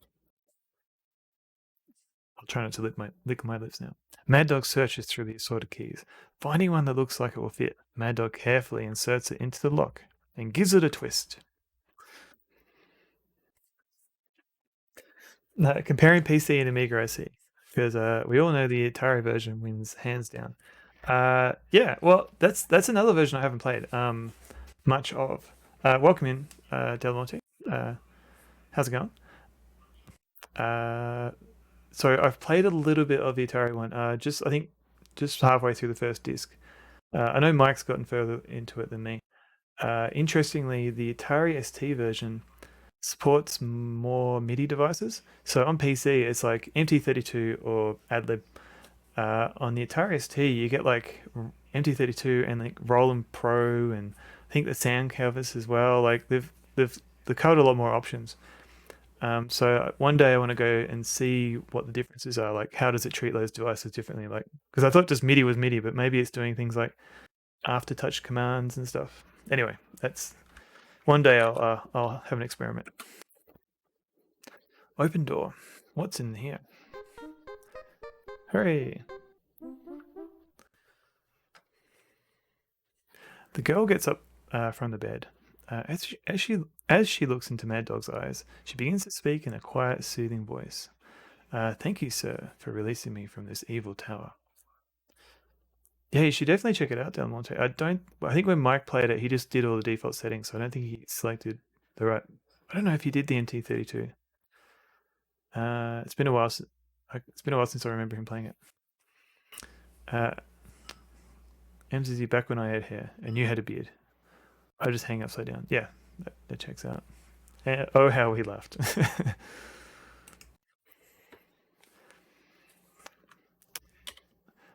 My name is Faith, and I once served Sarek as his personal slave. But Sarek imprisoned me here when one of his guards accused me of stealing from him. Boo, hiss. You are so brave, she says to Maddog. The girl's eyelashes flutter, and she begins to speak again. In return for releasing me, I can tell you a secret that I know about this castle. She looks at Maddog and lowers her voice. In the king's bedroom is a magical mirror, which is a secret doorway. To pass through the mirror, I have heard that you will first need the king's royal scepter. This is all I can tell you. I must go now, before he finds out that I have escaped. The girl flutters her long eyelashes again at Maddog and smiles. I just love big, strong men like you that save girls like me from castles like this with mean old kings like Sarek. Maybe we will meet again. Maddog gulps and smiles. Speaking in a lower than normal voice, he says, Goodbye, fair maiden, and good luck.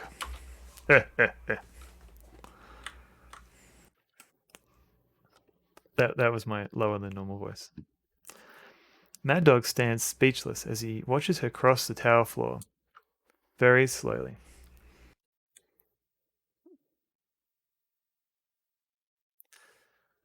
What is going on up here? She's no longer maidenless. I understood that reference. You're exactly her type. Maddog's type or my type? Or Cameron's type? Do you see this line up here? So the sprite has wrapped around the screen to the top.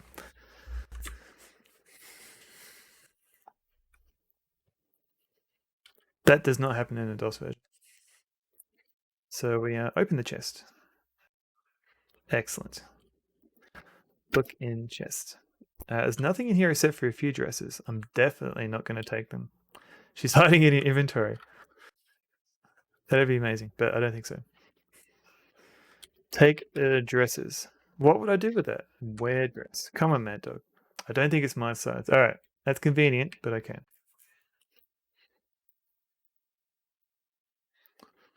Looks like she's disintegrated into the chest. Yeah, yeah. Very. She's kind of she kind of floated from the top of the screen into the chest. Very authentic dialogue. All the ladies in my life talk exactly like that. Yeah, especially that last one where she says like 10 times in the one sentence. I always found that a bit clunky. Loading chapter to RAM.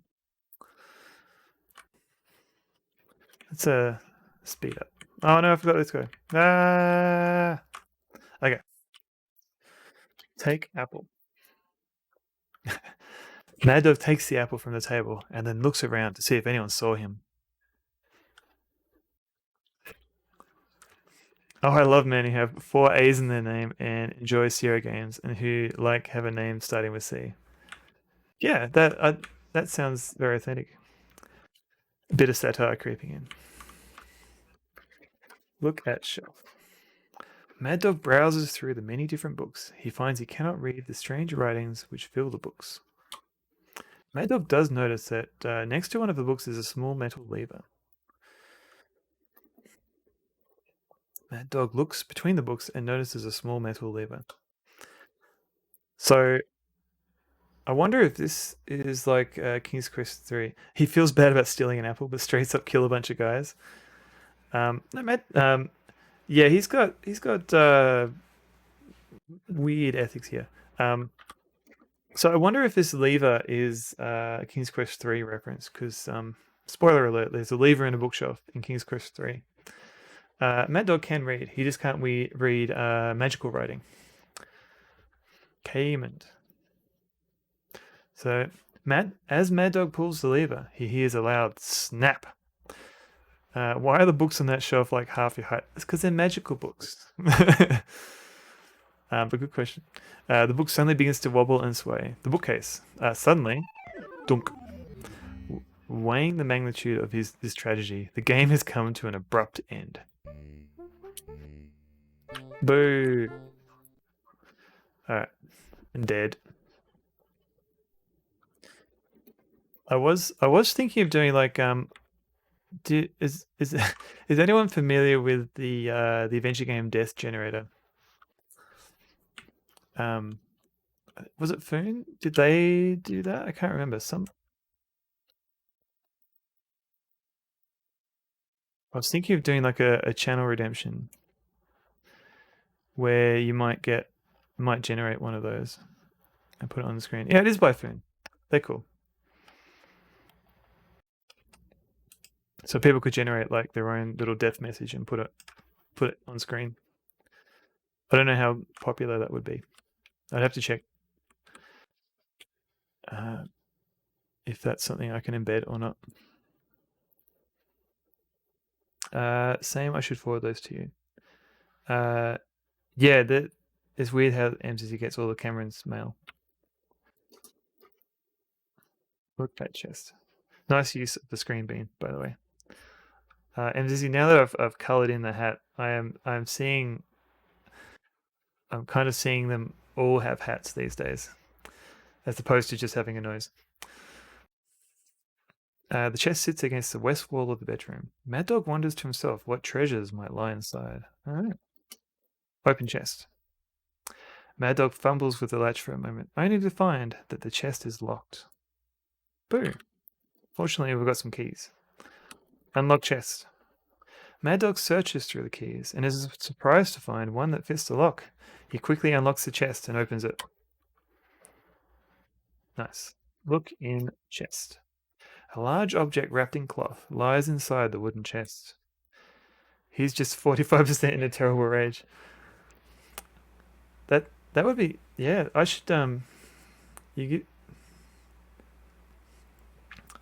should do that as like a loading screen for the getting ready overlay.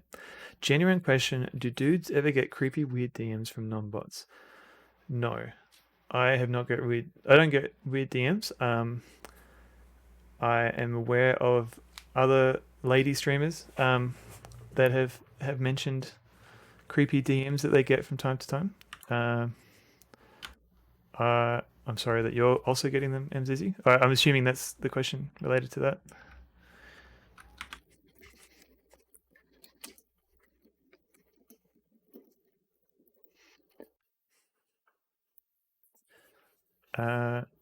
Yeah, I don't know. Yeah, I think that's just that there's a larger majority of creepy dudes on any internet platform. That ruins it for everyone else. You don't get them in Twitch. Oh, okay. That's good. Sometimes until they work out I am male. Ah, that's how they get you. You've only got a couple of unsolicited ones. Too busy being disgusting on here. Nice.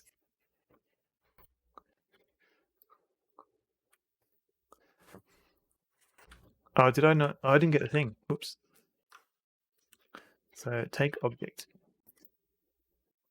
Maddog carefully unwraps the object, revealing a glistening scepter. As he holds it in his hand, he's taken with its beauty. Amicat, how's it going? Let me give you a shout out, Amicat.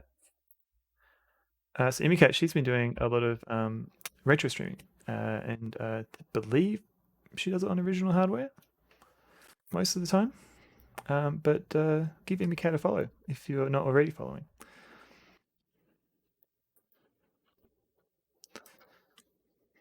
Now, what is Maddog doing?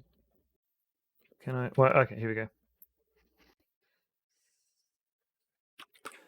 So I believe now, if I mostly always. Nice. Ah, interesting. So normally I walk right up to the mirror until this triggers. Apparently you don't even have to do that, you just have to stand there. As Maddog stands before the mirror, the scepter begins to glow with a powerful light. Haven't played Maddog yet? Yeah. Yes, you should definitely play it. You're probably aware that it's available for free from the developer's website. And I've got some patches. So if you ever play the DOS version, let me know. I can hook you up with some patches. Crusader fan? Yes. Imicat's been playing that a bit. I haven't played Crusader in so long. It gets really hard in places, and I haven't finished it. So maybe one day I'll go back to it. It kind of reminds me of like I think, is it using the same engine as Ultima 8? Because it feels like just a fancier sci-fi version of Ultima 8. Spinning vinyl all day on your Luxman preamp. Sweet. Yep. Ultima 8, a very quirky engine. Gotcha. As he looks into the mirror, he notices an image beginning to form. Hello. The image comes into focus in the form of a large reptilian eye. A voice echoes forth from the mirror saying, to see the secrets that I hold, you must first prove yourself. Answer correctly these questions 3, and all I hold will let you see. What is found behind a tapestry in the chamber west of the courtyard? Alright, let's do a little quick sneaky save state. So I believe it's nothing. With tragic cool F&V bits done by the cast of a Canadian kids show. Really? Your mother. No, Maddog's mother isn't there. What lies behind the bolted door in this castle? A monster. Word to your mother. Hang on. So Crusader No Remorse has a Canadian's kids show, like actors from that show as the FMB. Like it's been forever since I've seen. I don't remember any of the FMB. That is correct. What is the name of Malphatar's servant demon? I think it's like Balrog or something. Your mama, yeah. Balrog? That is not correct. Oh, let me look this up. I could probably go back. I always Baldric? Oh, you might be right. Yes. No, it's something similar to like that. I always forget it, and rather than having to look it up again. Oh, Bragg. I think it's Bragg. Hang on. That is correct. I remembered. It's way better than I remember. The acting is pretty solid. Okay, I will have to revisit it because, yeah, I do not remember that at all. I'm not sure where Bragg is mentioned in this game because I've had to answer that question a few times, and I always look it up, but I've never found the spot in the game where it tells you about Bragg. So there's probably a spot somewhere that I've missed. I can't remember which kids show. Like, is it just like you can't do that on television? And people just get randomly slimed in Crusader No Remorse? Really, there's bits in the world building. Interesting. Now you've answered my questions right wisely. Now speak the secret words of passage, and you may enter. Alright, so we were told this by our friend in town. Malthag powers. That is correct. The image fades into mist, and all is silent. Alright, let's go. Diddle-doo, diddle-doo, diddle-doo.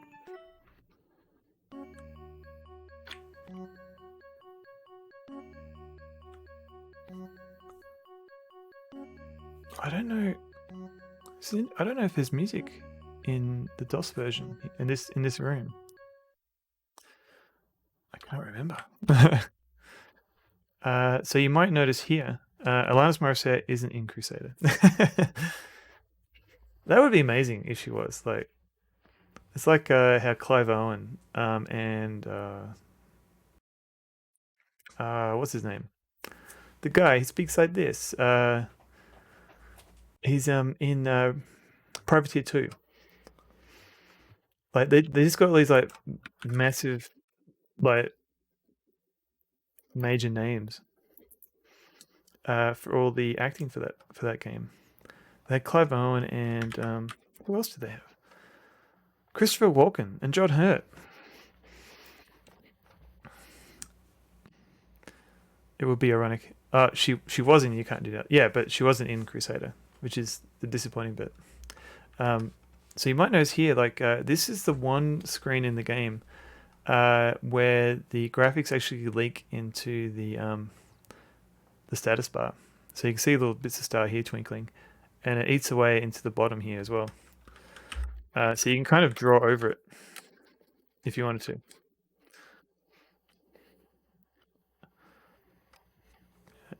It's kind of weird. So here's a chest. The main guy in Wing Commander is kind of familiar. Yes, he is. I wonder where I've seen that guy before. Look at chest. As Maddog looks at the ancient chest, chills run up and down his spine, and he is filled with a sense of deep foreboding. Floating in space, the strange room seems to have been torn from its foundation by some magical force. Maddog realizes that this must be some kind of enchanted chamber. The main guy in Privateer 2 especially. Yes, something somewhere. A large table stands at the far end of the room, while a wooden chest sits on the floor. A large mirror balances near the edge of the floor. So this table here, I don't think there's anything we can do at this table. So we look at the table, it's an ordinary wooden table. Look on the table. On the table is a strange purple book and a small candle. So take the candle. Maddog replies, I have no need for it. Even though I've picked up all these random items throughout the game, I know I will never need a candle. Take book. Eat table. Okay, I can't get that. Read book. I can't read the book. It's written in a strange language called English. All right, so eat table. He's not that hungry. So if we give him some time, try a light candle. How am I supposed to do that? Good questions. So I don't know how obvious this is, but what you're meant to do is push chest. So the chest is filled with evil. You're too scared to open it, but pushing it and just brushing it under the table essentially. It always warms my heart when they actually implement a response for silly things. Yeah, this game has it in places. It does let you experiment a bit. Maddog is filled with relief as he watches the chest fall into the void. It's not that obvious. No. I agree. It's not that obvious. I guess it is precariously balanced on the edge, and the game does hint that it's kind of an evil feeling chest, and you can't open it. So if you don't do that, then you get soft locked much later on in the game because someone else will come back into this room and use it against you. Same for point and click adventures. So many newer ones just say it doesn't work instead of a snarky response. Yeah, I agree. Like King's Quest 6 was really good in regards to that. Like it let you experiment a lot with different options. Like they spent the time doing all those different responses. Yeah, because otherwise it's like Sam and Max. You just get used to them saying these two things don't go together, and yeah. Can we? So let's go ahead. Can we go behind? No. Can we fall off? Fear grips Maddog as he stumbles over the edge and falls into the eternal void. Whee! All right, that was fun. So we've got rid of the chest. Like for example, Amiga for this game, I like looking under all the rugs. Like there's absolutely nothing underneath any of these rugs or carpet. I don't know if you can do under this. Look under rug. It's carpet. The stairs are covered with a strip of purple carpet. It looks tattered and very worn. But just that the game has those responses and animation for doing that stuff is cool. All right, let's speed this up a bit. Oh, see you later, buddy. Statue in the castle apparently has the name Bragg. In the castle. Look at wall. Tapestry. So if you look at tapestry.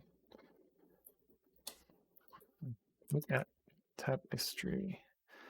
Make out the faint outline of a skull on the castle tapestry. Look at skull. Because I remember looking at the statues outside of the castle and it didn't say anything about that. I don't know about you, but that gives me the creeps. Okay, Maddog.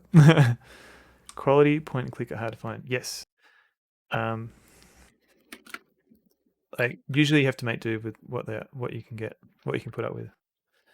The evil-looking lions are crouched at the foot of the stairway. Look at lion. Yeah, not really. Yeah, I adrift on the sea. I'll have to Usually, what I do in this situation. What's quality? 2 or what is quality? When you enter the castle and defeat the first guard.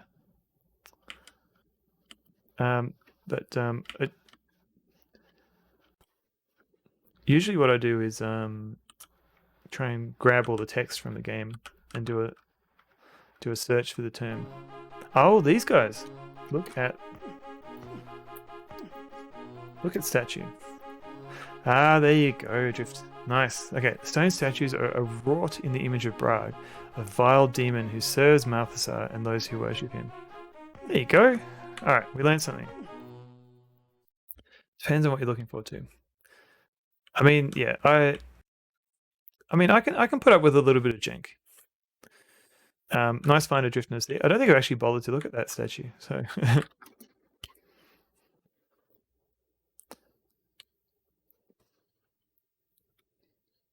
what's the most appealing aspect of a point and click to you then? Oh, this is to Rush Pirate. Yes, this is now an interview. Rush Pirate. To use MZZ's line. Ooh. Humor, gameplay, puzzles, stories, characters, art.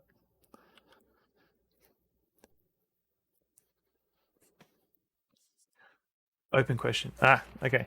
Yeah, so okay, it's definitely so the humor is interesting because Ron Gilbert was saying like you kind of need humor to make all of the ridiculous puzzles seem plausible. Like, you know, like you're on an island and you have to find some rope or something, like rather than going to the shop, you've got to find the one piece of rope in some location on the island. Like humor, the consistency, like the humor helps with that kind of inconsistency in the world. Puzzles are important, but I guess with the gameplay with adventure games, like I think what Imicat mentioned earlier, like there's a good point, like where you want to be rewarded for experimentation. Like you don't want to have to like be forced to go into like you must do these particular things in order. You want to like sort of tease out what the solution is by trying different things. At least that's what I feel. Good humor doesn't hurt. Cartoon logic is fine as long as it always holds. Yeah, there's cartoon logic. Like you don't want like dream logic, and cartoon logic can be frustrating. It's more like you still want the puzzles to be kind of logical. It's more like explaining why you have to you have to solve a puzzle to get this item rather than just going to the corner store and buying it all there.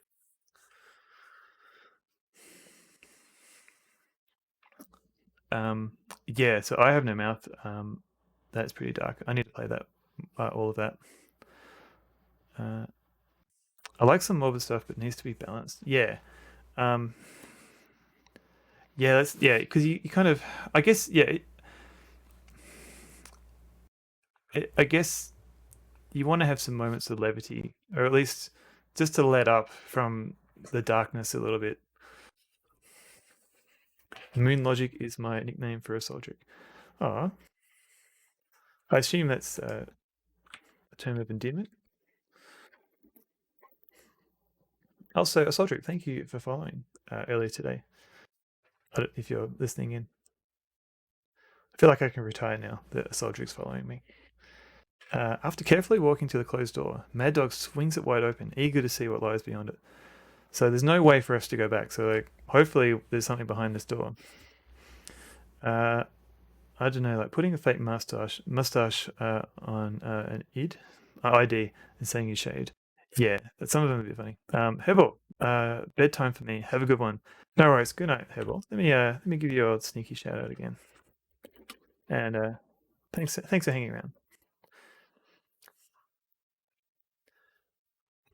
Bad example is like underwater in Grim Fandango. We have to grab the guy and pull him to Glottis. Yeah. Oh, I see. Yeah, like consistent. So it's more of like consistency of puzzle structure. But I see what you mean. Yeah. MacLad, how's it going? You here to take his place? Nice. All right. I'll give you a little sneaky shout out too. Crossing Souls. I haven't played that one. Is that a platformer or like an action RPG? Or one of the two? Mazes. I don't mind mazes as long as mazes can be fun. Like if you're the sort that enjoys like mapping out like a maze, that can be fun. Bonus points if the game lets you make the map in game. But if you're not a fan of that, then yeah, I can certainly see people being annoyed by it. At least with like Kyrandia, they had like there's a puzzle with the maze, so you had to like find a way to like carry those fire berries with you. bonus points if the game makes the map for you automatically. Yes, or at least you can turn it on and off. I still think like what was it? There's a dungeon crawler on the DS, Etrian, something like that, and you can turn the map making on or off, like automatic map mapping, map making. I still think like Ultimate Underworld has like my favorite map. Like just it looks hand drawn and it slowly fills in, and you can still like draw notes on it as well. Let's see what's behind this door. Oh no. His excitement quickly turns into discouragement as he finds that he had risked his precious life jumping across that gaping hole, only to find an ordinary closet behind the closed door. Maddog looks at you. He slowly turns to face you and says, "Well, what do I do now? I seem to be stuck over here since that piece of rock that I jumped from has broken off." Sorry, Maddog, you're stuck here. Bonus points if the game lets you add annotations. Yes. And not just that weak source like symbols. Like I know Hollow Knight lets you. I mean, it's useful. You can kind of annotate it by leaving symbols all over the map, but you can't actually write notes on it, and you're limited by how many you can use. I really like how they did the map in Valheim, for example. Okay. I'm not familiar with the map in that system. Tie ropes together. So they let you write annotations on it. Maddog takes 2 ropes from his possession and ties them tightly together. Tie rope to light. How do I do that? Attach rope. Oh, nice. Attach rope to light. Torch, maybe? Okay, here we go. Hooray. Okay, so climb a rope.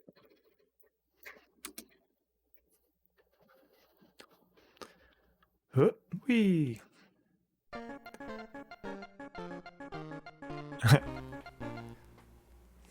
That was weird. I was getting like a stereo effect for that song. Come on, double jump over the chasm. Chasm? Unfortunately, you can't double jump. You can only single jump. Rush Pro. Ever played Promodia? Yes, I have. And Fractal, my mic has played it in the last couple of months too. If I could double jump, I could. I played it on the iPad. So you've heard that jingle so many times watching Mike play. The climbing one or this one?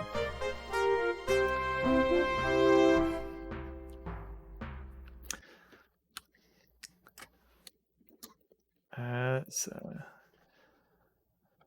last playing bonus stream. What was in your bonus stream? Sounds interesting.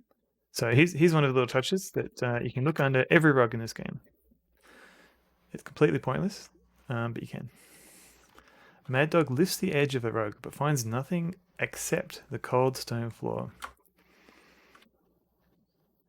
You like point clicks that have limited bits for other kinds of games in them, like Erasmus's Mage's Maze or Astro Chicken. Yeah, I think that was also like Sierra just showing off how flexible their engine was. Like there are a couple of mini games in the AGI games, but they're a bit simpler. Whereas SCI, because AGI was developed as like an adventure game engine, whereas SCI doesn't have the word adventure in its name because they wanted to be able to make other types of games in it. So I think they were just flexing a little bit, going, "Hey, check out this stuff we can make." Let's look at this chair. Stone chair is cold and smooth, except for a small indentation on the right arm of the chair. The indentation is in the shape of a 5-pointed star. Interesting. So we have an amulet. Is that what we need? The round golden amulet is fastened to a leather strap and is a raised image of a unicorn on one side. Okay, so not that. Look at this scepter. So this is meant, if I can spell it right. The scepter appears to be made of a fine gold with a large red stone mounted on the top and a 5-pointed star on the bottom. There you go. This could be it. So if we put scepter in indentation.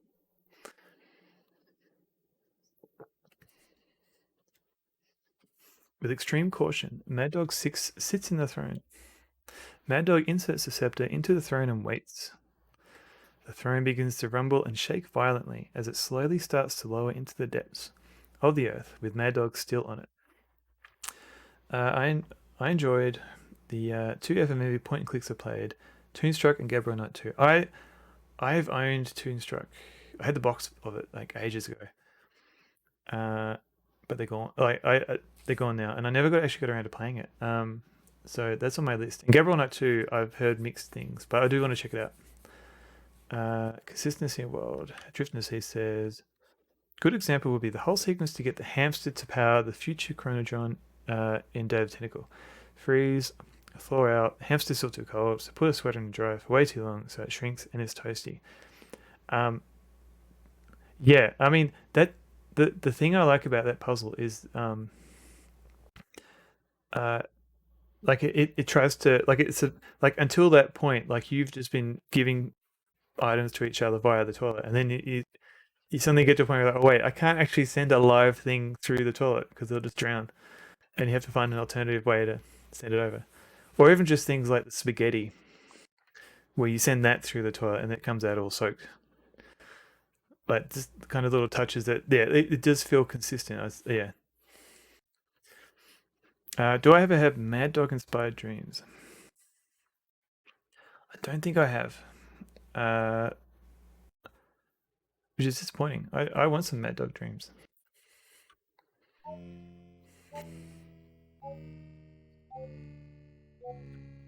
So we're finally, I think we're about 2/3 of the way through the game, and this is the Dungeons of Deridian, the titular dungeons. The perspective would be strange. Yeah, would I be watching Maddog or would I be Maddog? Maddog grabs the scepter and twists with all his might. Sweat trickles down his forehead as he realizes the throne is not going to return to the upper level. Maddog takes a deep breath to calm himself and stands to retrieve the scepter. Maddog grabs the scepter and pulls it free. Okay. So we can look under rug. Look under rug. Maddog walks there for us. Maddog lifts one corner of the rug and says, "There's nothing there." What do people generally dream about? Probably just dying and being relieved that I'm not dead.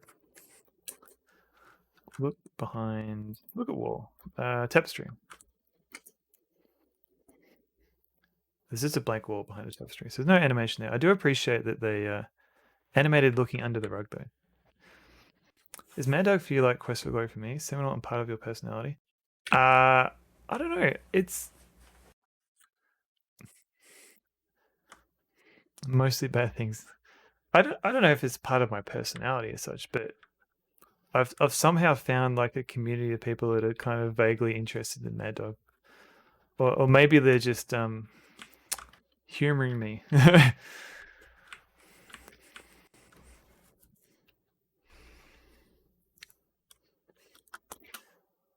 You've had an Ultimate 4 inspired dream, so everything looked like the overland travel. That'd be cool.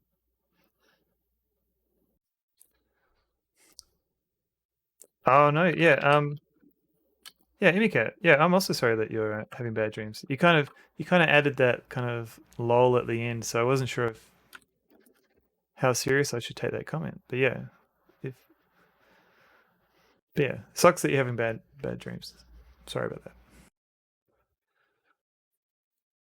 Yeah, that makes sense, MCC. That checks out. The long con. Felt normal. Yeah, the it's always good when you're just treating a dream as normal. Maddog looks like Conor McGregor, the MMA fighter. I kind of know who you mean. Although that guy, I think he's got his own problems. Maddog's kind of a bit more moral. Then I had a strange adjustment when I woke up and realized I don't look down on the world from above. I'm not a god. I'm just a normal person. So some of these chests are bad for Maddog, but it's random, so we don't know if this will be good or not. Maddog cautiously opens the chest, not knowing what lies inside. Hey, it's safe. Look in chest. Never bad dreams, mostly just normal bloke stuff. Yeah, like cutting down trees and putting sheds up, that sort of thing. Take elixir. Maddog reaches into the chest and retrieves a small container of elixir. Is there no way to test them? I don't think there is. Like, there's only one room where you will definitely die if it's a bad chest. But usually it just takes off a chunk of your health and you don't die. I haven't found a way to test them. There's a few more chests along the way. We can do some experiments. Let's go. Take stone. Thank you, Maddog. Let's avoid this guy. So all the guards in this dungeon, they're completely useless. You don't even get gold off them, so there's no point really fighting them.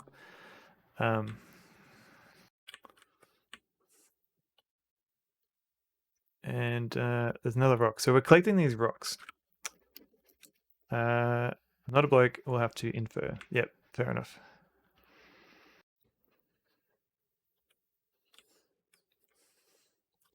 Take a rock. We'll save state. So if you look at chest, it's just an ordinary chest, just an innocent chest. So if we kick the chest, all right, that might hurt. You can smell chest, maybe. Don't smell anything unusual. Taste chest.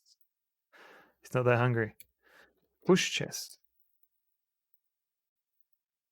Listen to chest. Hear nothing unusual. Okay. Open chest. Maddog cautiously opens the chest, not knowing what lies inside. Alright, here we go. So, yeah. As far as I know, there's no way to test for this. Suddenly, Maddog is startled by a translucent form emerging from the chest. Maddog is quickly engulfed by the ghostly form and is pulled into the chest. Ah! The chest shakes violently from side to side, as if a struggle is taking place inside.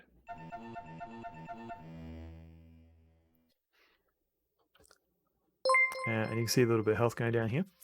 Delamonte, thank you for the follow. Welcome into the son of a retro stream. Ghost hugs, yeah. Dunk. Yay, hugs. So that was a bad chest. As far as off to sort dinner, have a good stream. All. No worries, Latte. Thank you for coming in and enjoy dinner. Put bucket on chain. Put bucket. Can't do that, but put rocks in bucket. That's what I want to do. Maddog walks to the bucket and places all of his rocks inside. Good foods to thee, Baker Man. Hooray! Loading chapter to RAM. So this is the only chest that will definitely not kill you.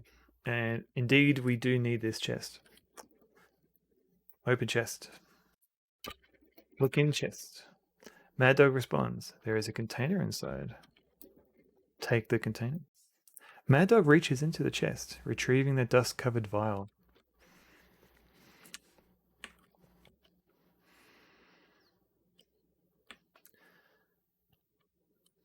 So this one is probably another exciting chest. Open chest. Maddog quietly opens the chest. Oh, Maddog is surprised as several fiery creatures emerge from the chest. They fly through the air and land upon the stone floor surrounding him. Ah! Run away! Run away! Okay. Phew. Look at this guy. Look at this cat statue. Look at statue. I can't see that. What? Look at head. Let's try again. Switch vial and elixir. Oh, they're cute. There's nothing unusual about the skull. Oh. They are cute. They will kill you though. Maybe I should make an animated emote of the fire dudes.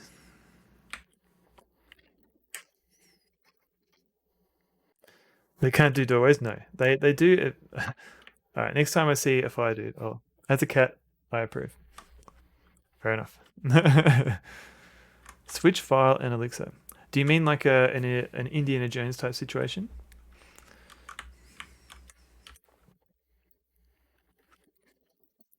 So this water may kill me. Maddog drinks the water and finds it refreshing. This water did not kill me. So there's a cool bug where if you drink too much water in the PC version, your health will actually go. Well, it'll go over its thing. It'll take over the whole screen. So I wonder if this game does the same thing. So I'm gonna wait for my health to go up, and then I'm gonna drink the water. So it may just be a DOS thing, and it may crash the game. So we'll see how we go. Just gotta wait a little bit. Warp mode on. So drink water. Maddog drinks the water and finds it refreshing. It doesn't go overload. Overflow, that's the word. Oh no. Your health is integer overflow. Yeah, essentially. My health is your game has crashed.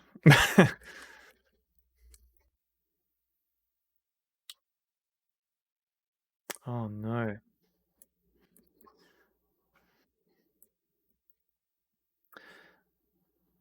Alright, speedrun.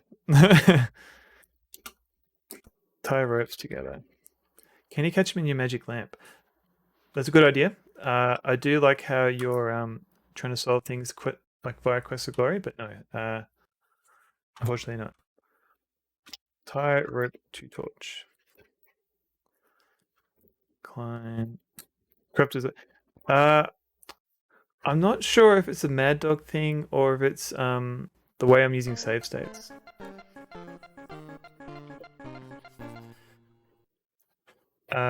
Yeah, because it is a little bit buggy. And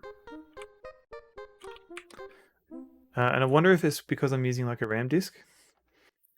So maybe I should try it without a RAM disk. Let's make a couple of saves. File exists. What? Does it? Oh, right. Okay. Ground floor. Yeah, I'm gonna restart without using the RAM disk because maybe that's causing some issues. 08. Again. Okay. So we've got a couple of saves in different rooms, so I should be able to restore from here if it crashes. So let's do a hard reset. I'm just going to restart Workbench without the and then run the game without the RAM disk option. Because RAM disk is like a separate disk, so maybe that's confusing Maddog. That's my only guess at the moment. So there's a RAM disk option here, so I won't tick that.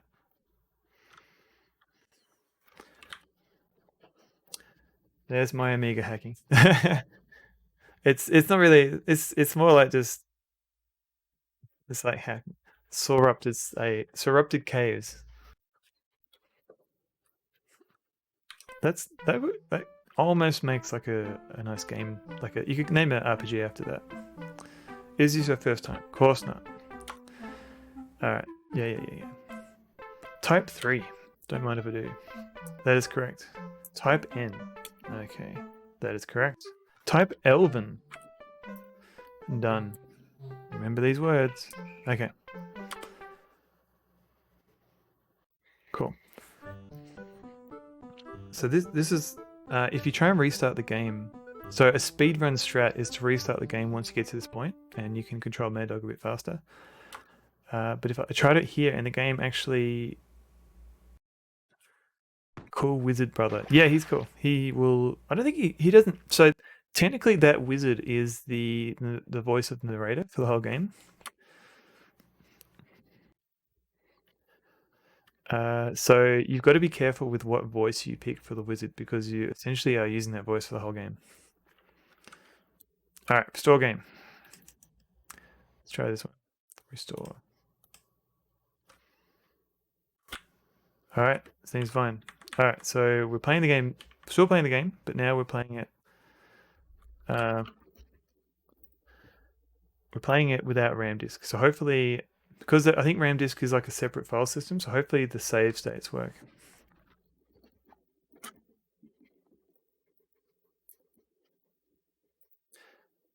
Sorry for the late response. Yo. All right, so we're kind of. Oh, Magla, did I respond to your? Because you told me how your game went, and I can't remember what game you're playing again.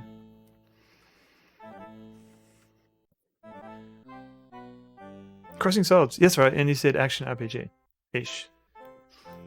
So yeah, that's cool.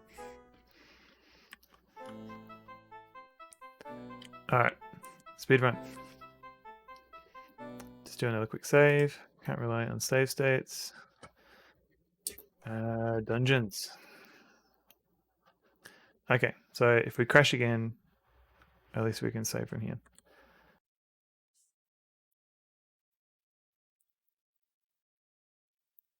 Yeah. Take rock. And we'll zoom over here. Take rock. This chest was safe, but it could have the dice may have rolled. Yep. Look in chest. Elixir. So take elixir. Thank you, elixir. Hey, elixir. Take rock. Already have it. All right, let's get another one in this room. Oi. Oi.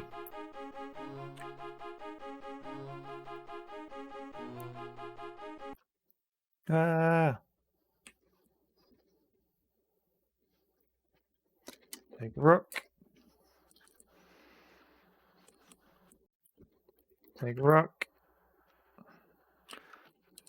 And okay, put bucket on chain. Oh my god. Put rocks in bucket. Okay, we're almost up to where we were before. Open chest. Look in the chest. That's so sad. Elixir, play a dispatchio. Oh yeah. Hey Elixir.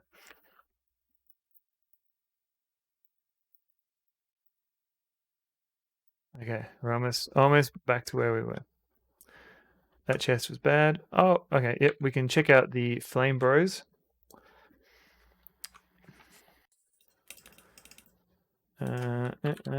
Flames. Okay. Open chest. So let's see if will these make cute little emotes. You were saying Alexa? Alexa? Yeah, sorry. Well, I was thinking it in my head as I was saying it too. Yep. Hello. I do appreciate that they've got a little walking animation for all the different directions. So there could be something there if you're into flaming animated emotes. Alright, so now... So which one did we save? 1930. So let's save here. Pretty cool. They even have small fire tails. Yeah. Maybe we should just make a little game where you have your Maddog and you have to control all the flame sprites. So let's try and get this integer overflow going again. So I'm running in warp mode and I'm letting my health. So Maddog's health slowly increases. Nothing else in the chest after the fire sprites disappear. No. He just says it's a bad idea every time you try and reopen one of those chests with a monster in it.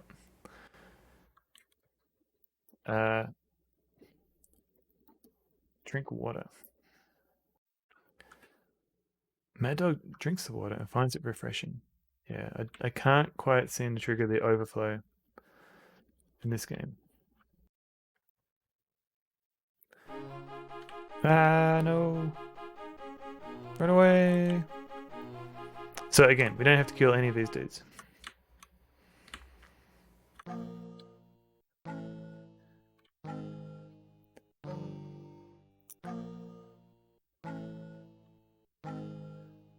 So we did pick up that drink flask. So we picked up a bottle, and it was like a shrinking potion.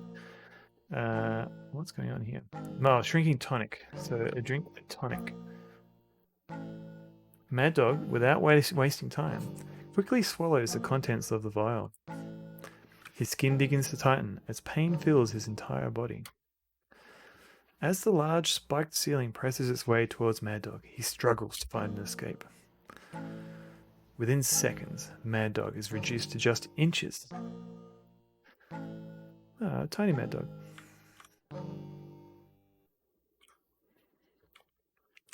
And now we've got to wait for him to become big Maddog again.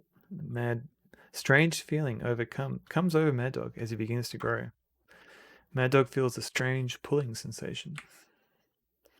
His frame rate got reduced. Yes, I think I haven't double checked that. Zephyr Wrangler, thank you for the Ace Beardmate comment. I try. Yeah, I think the game is in a different mode at that point. I think it's literally in like I think the script itself is taking control. There's nothing interesting around here. Thank you, Cedric.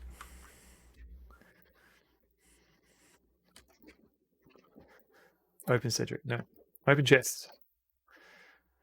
Maddog. Oh, yeah, cool. Look in chest. Maddog feels a strange pulling sensation. Maddog peers into the chest and notices a pile of gold coins. Maddog reaches into the chest and picks up 100 gold pieces.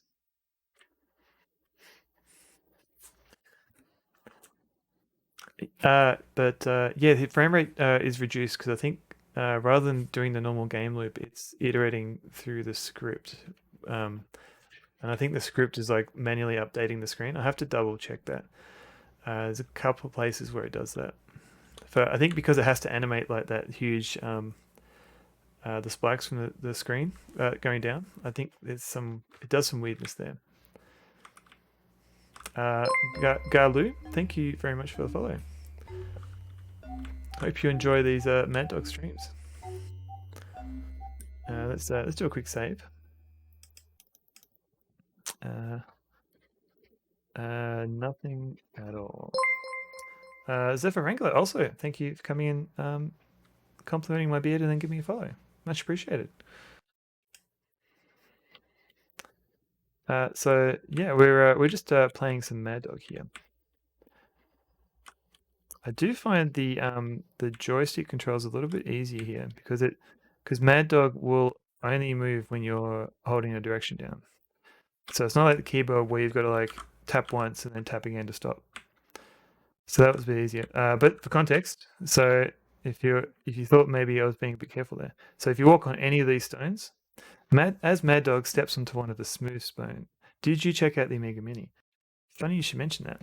It falls out from under him and he plunges unexpectedly to his death. Sorry, Maddog. Thank you for playing The Adventures of Maddog Williams. Yeah, so I've got a Stupid, sexy Maddog. Stupid, sexy Maddog. Yeah, so I've got an Amiga Mini. So if I had a capture card, I would be using this instead of using an emulator on my PC. But it's really cool. I played through Another World / Out of This World on it, and it's pretty good. Like it comes with like a joypad instead of a joystick, and unfortunately the tiny keys do not work. So past the games, you'd have to plug in an external keyboard. But yeah, no, it's pretty good from when I played it. By the way, the speech synthesizer behind the say command, is that the same one that's built into the Amiga? Sounds very familiar. It is very cute Amiga. No, it's Dr. Sabato. So it's one of the it came out. It's the one that came out with the Sound Blaster. Creative Labs bundled it. I don't. So it had like Dr. Sabato and this text to speech. So one of my bot commands literally spawns up DOSBox, runs the Dr. Sabato read command, and then quits again. I think you get Amiga Mini 2. Grew up with the Amiga 500.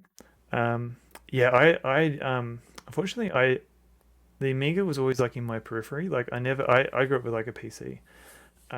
So like I go to friends' houses and they have an Amiga or something like that. So I'd get to play like snippets of the Amiga here and there.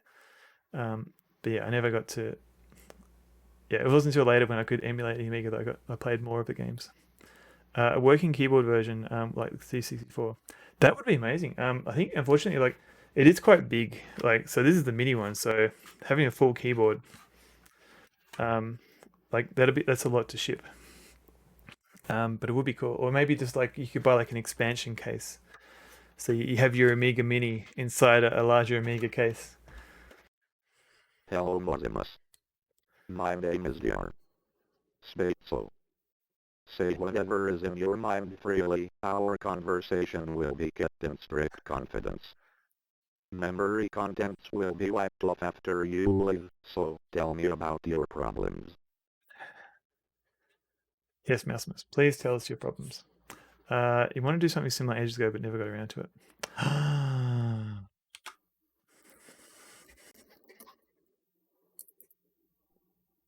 Sorry if anyone wanted to be famous.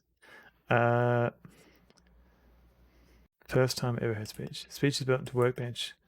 Is it now? If you know how to trigger that, let me know. Because I've got Workbench on there, but I haven't actually set it. I know very little about how to use Workbench.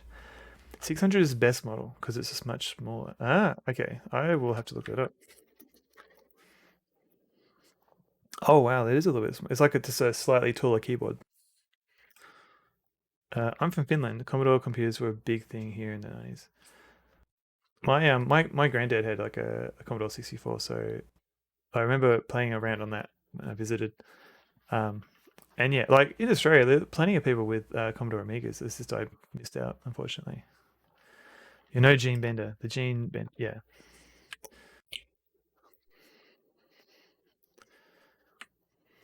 Apologies if that. My full name is Dr. Sound Blaster, acting intelligent text-to-speech operator, but Dr. Spatzel is fine. Hello there, Google. Do you have feeling?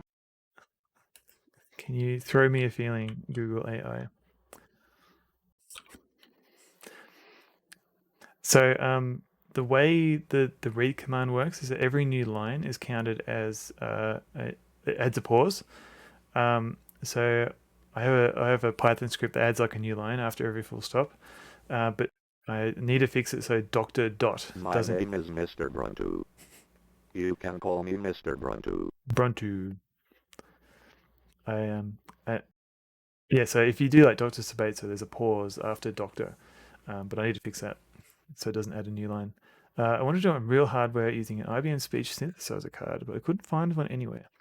And then I learned it isn't quite as simple as just make it say anything. Happier. More.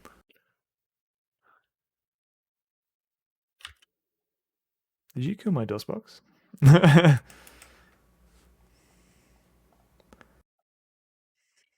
What happened there? Or is DOS... What happened? Fitter, happier. More productive, comfortable, not drinking too much, regular exercise at the gym. 3 days a week. I wonder if it's the brackets. Open parent, 3 days a week, close parent, getting on better with your associate employee contemporaries, at least eating well, open parent, no more microwave dinners and saturated fats, close parent, a patient, better driver. Push me and then just touch me. Push me.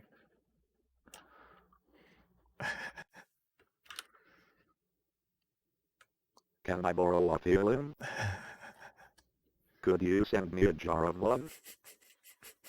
Hurting hearts need some healing. Take my hand with your glove of love. Glove of love just sounds so wrong. But thank you, Adrift in the Sea. Drink water. Let's see how we go. A pig in a cage on antibiotics. A pig in a cage on antibiotics. I was waiting for Dr. Sabatso to say lem lem lem, but then I realized you didn't do it as a say command. It's cool to say app is included in some workbench versions on Amiga. Check it out later, perhaps. Yeah, I will try that. Apparently, this Maddog is... I can alt tab out of this, but I don't know enough about Amiga. I think this is bad water, though. Maddog stops drinking suddenly and gags. The water from the fountain... Lem, lem, lem. Thank you. Burns violently in the stomach. He begins to retch violently. Blah. Shaking his head to clear it, Maddog gets up from the fountain. Whoa, look at all that health gone. Alright, let's not drink that water. Lem, lem, lem, lem. Hydrate. Don't mind if I do, thank you.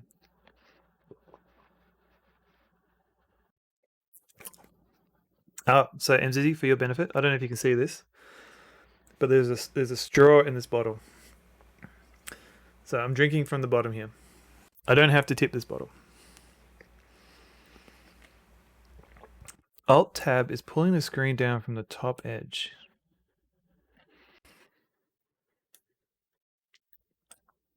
Mind blowing back in the day. I cannot do that.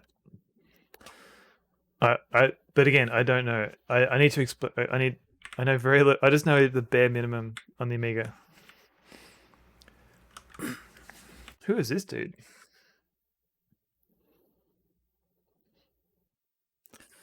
Look at man. An old and withered man sits chained to the dungeon wall. Talk to man. Hello. Maddog looks at the old man with puzzled eyes as he begins to speak in a rasping voice. My name is Sir Geoffrey Breerwood of the once great Calendor Guard. I came to the kingdom of Deridian many years ago from a land far to the west. That is before the desolation of Seric destroyed our villages and settlements in the valleys below. Now there is only desert and dust where entire cities once stood. During the battle, I was in command of one of the regiments that fought against the evil Seric. But after killing many men in my struggle to reach the castle of Deridion, I stopped in the midst of a great and bloody battle, and threw down my sword. I then vowed never to take another life. Never again. After the battle, and after everyone had abandoned the castle, I then came down to these lower chambers and chained myself to the wall. I have been here since, living the life of one who has disgraced his people. Although Serok has begun to regain his powers, he has not bothered me, thinking me to be old and crazy. I have nothing to give you, but there is this that I can say. In the depths of the dungeon, you will face your greatest trials, but it is this that will prove to give you your greatest triumph. Wise words. So we've been carrying these socks. Hopefully I've still got them in my inventory. Yes. So we've been carrying these socks in our inventory the entire game. And this is completely optional. You don't need to do this. It's just a nice thing to do. Maddog recalls how his mother knitted these socks. This guy sucks, kill him. How his mother knitted these socks especially for him just a few months ago. And already they have started to lose their colour. Kill the man. Alright. Looks mildly shifty, kill him. Kill man. I'd rather not. Stab man. Murder man. I'm sorry. Kick man. Alright, that might hurt. Kiss man. I don't think kissing is an appropriate thing to do right now. Clean man. I don't have time to stand here and be a maid. Hug man. Now let's not get mushy. Duff man. Why is he wearing Cher style sexy black clothing? Caress man's cheek. Pope Dorito sounds like a good idea. Caress man's cheeks. Kiss cheek. Don't think kissing. Touch man. Apparently we cannot kill him. We cannot give him any sort of sell NFTs to him. I don't hate the man. Give socks to man. Maddog walks to the old man. So we've been carrying these socks the whole time. And this is, I don't know. I guess this is the first person we've met with no socks. Maddog pulls out his red socks and offers them to the old man. A feeling of goodness comes over him as the old man accepts the socks and smiles at Maddog with crooked and missing teeth. He then mutters a simple thank you and looks down at his worn, rough feet. With that, the old man looks the socks over and begins to put them on. Old man is free. That's why the old man has to chain himself up again. Thank you for your gift, and may the gods protect you from evil. So as far as I know, this does nothing. It's just a nice thing to do. His feet are bleeding. Oh no. The old man sits against the wall, wearing Maddog's socks. Wait, he can unchain himself? Yeah, this is all, he's voluntarily chained himself to the wall. Because of all of his misdeeds, killing people in the name of an evil king.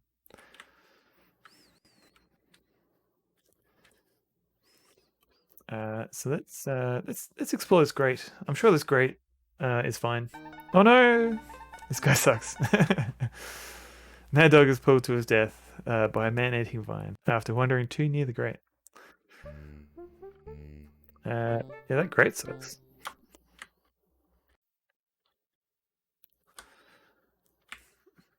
Alright, this looks cool. This looks useful. You barely know him. You should mod it so you can kill him. Yes, this is the retro adventure gamer. Oh yeah. Oh, I know him. Yeah. Yeah. I'll add the heartwarming man that you gave socks to. Don't see anything unusual down there. Look at pool. Look at gem. A beautiful gem sits on top of the rock pinnacle. He's my father.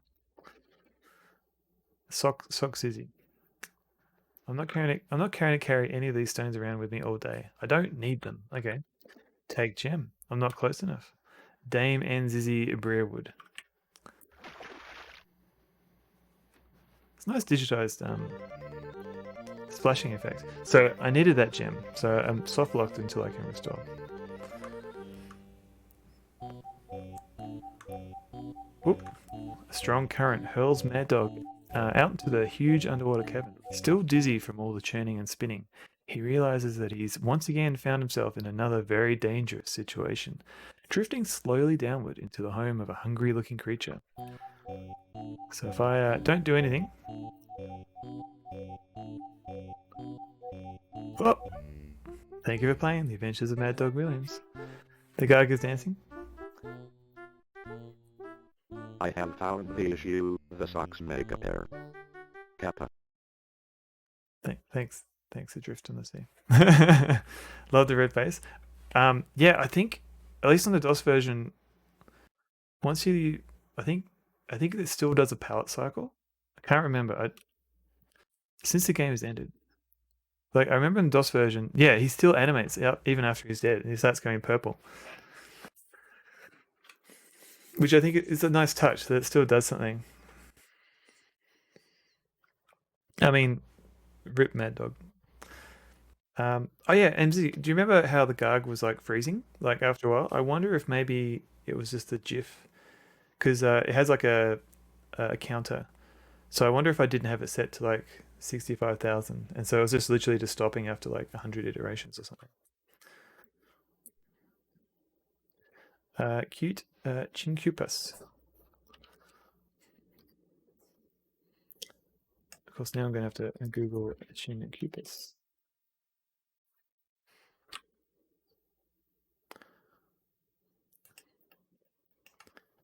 I don't know what that is. No. Octopus with 5. Gotcha. Oh, Chinkupus. Yeah, makes sense. Okay.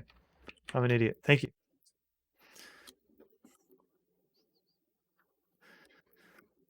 Take stone. Take gem. Maddog reaches out and grasps the gem from the rock pinnacle. Sweet.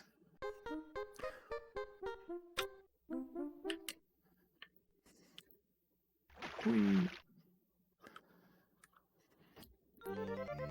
Barely able to hear you. Oh, he's barely able to hear you through the churning water. Maddog responds. Glub blub, gurgle blub glub. What?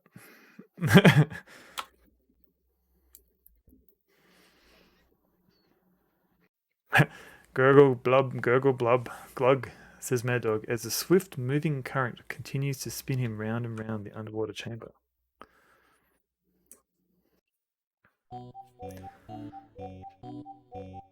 Thank you for saving me. I'll return to the Oracle Chamber immediately. Nice. Okay. Let's get out of here.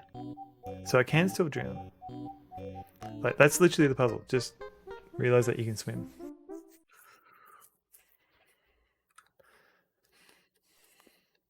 Out of breath, Maddog struggles to the surface of the water. Keen is best. I was thinking of if I play through Captain Comic, maybe I should play like occasional level of Commander Keen. Because I don't think I've played a lot of it back in the day, but I don't think I've actually finished the games. Maybe 4. Maybe 4. Please play Keen. Okay. Out of breath, Maddog struggles to the surface of the water. Oh no, what are we going to do? Maddog looks up with horror-filled eyes as 2 large dragons stare down at him with hunger in their eyes.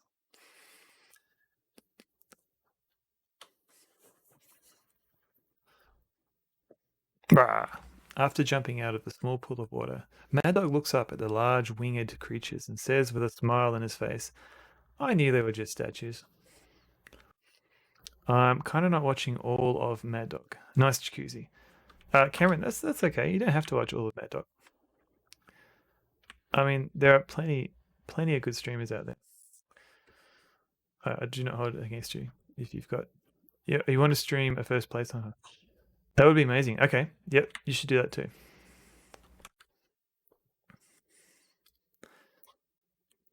I do recommend DOS version. The Amiga one is a little bit buggy. So let's ignore that chest for now. and walk down here. That was weird. So it was so at least in the DOS version, it only has like 4 or 5 predefined sounds on the PC speaker. And I think the Amiga version, all they've done is literally just play digitized sound for each of those. And it must be the shooting an arrow seems to play the same sound as a water splash, which is weird. Yeah, game over. Yeah, being hit by a poison arrow. Maddog falls to his death in the depths of the pit. Cameron, you should definitely play Maddog games. I would watch that. Open chest.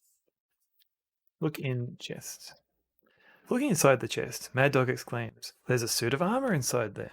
Alright, let's take the armor. Reaching into the chest, Maddog pulls out the suit of armor. Wear armor. I'd buy that for $1. Pardon me for just a moment.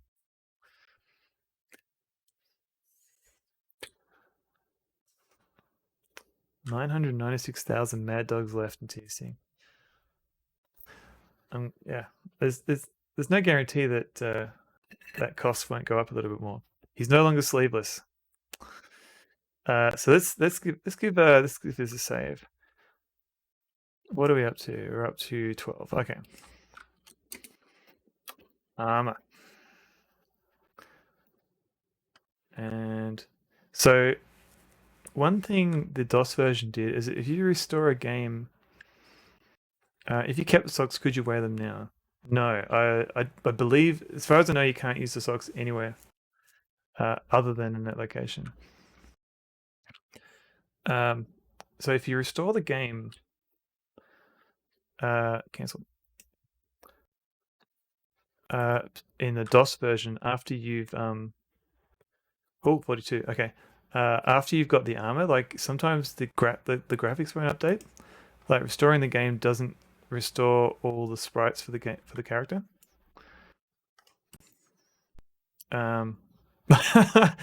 Okay. Never mind. The game just crashed. Never mind. All right, this game is a little bit finicky. So that was literally just using the save restore function and the game crashed. Not perfect, but tight. That is awesome. It's like a demo. Those rainbow bars in like those PC demos and stuff. I mean, it certainly stands out. It's very nice, Big D. Very colorful. 992,000 now. Maybe if 10 of us redeem 100,000 once. On I don't know. Very Atari. That's what I was going for. It's like California Games and the Atari 2600. Yes, I can see that. Yes. So, Dangerous Stove, believe it or not, a lot of people have already picked 42. I think. Well, no, people have picked 69. I don't know if people have done 42.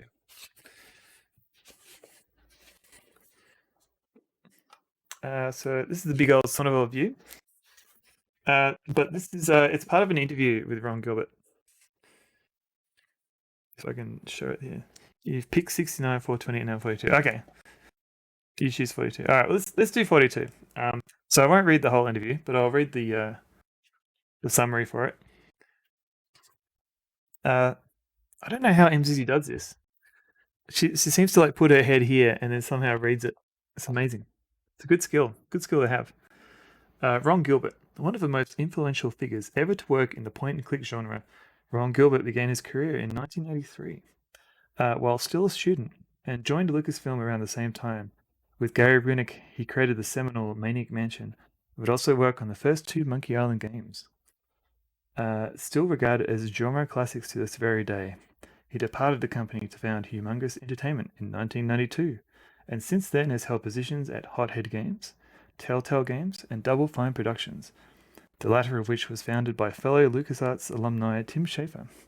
He recently reunited with Gary Winnick, David Fox, and Mark Ferrari to create Thimbleweed Park, a spiritual successor to LucasArts point-and-click adventures. You could use the mirror. Yeah, I'll try that next time. Is that Zach McCracken? No. So that's a pixelated version of Ron Gilbert. And this down here is Maniac Mansion. So for when Sandy gets kidnapped. That's the education degree got me. Yes, it's tricky. It's harder than it looks. I assume mirrors are involved with similar trickery. Yeah, I might have to invest in some good mirrors. Mirror and learning to read backwards. Still unable to write entire. Yeah, I have that same problem. 2 mirrors and you can read normally. Yeah, or 4 mirrors just to make it trickier. Next level stuff. Looks like C64 colors. I think so. Free Sandy. I learned to read backwards where I learned to read forwards. Guess I'm seeing. Maybe. Or Nataz. But you can teach others to write entire sentences probably. Yeah. Do as I teach, not as I can't do. Those grains are great. No one captured that vibe again. Yeah. You should definitely check out. You should check out something like Neo Habitat. So one thing I was meaning to try is there was like a kind of an MMO using the early Lucasfilm engine. But when I tried it, I was gonna stream it, but there was no one online when I played it, so it was a very empty world. But if you Google Neo Habitat, you can log in via the browser and play. If you want to check it out. It's funny how the idea of point and click was created by Ron Gilbert, getting mad at the SCI parser. Yeah, I guess so. Yeah, like even like Legend, they kind of held on to the parser interface for a long time. Yeah, Ron Gilbert really kind of revolutionized that a bit. Slimfat, welcome in. Has the whole book tattooed inside her eyelids. There, okay, these kind of blink. Backwards messages. I nearly have 666 followers. Guess a bit of dress is Satan. Will you have like a 666 follower stream? So there's a few screenshots over on the next page of Monkey Island. It's kind of cool. And then there's the Lucasfilm hotline screenshot. Probably. Why the hell not? Why not?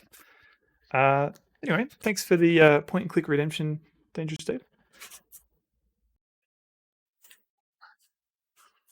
Hope that satisfied your interest in adventure games.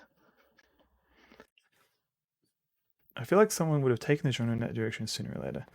As it happened, that's how it happened. Yes. Yeah, Dizzy, if you want to do a Satan stream, I endorse that.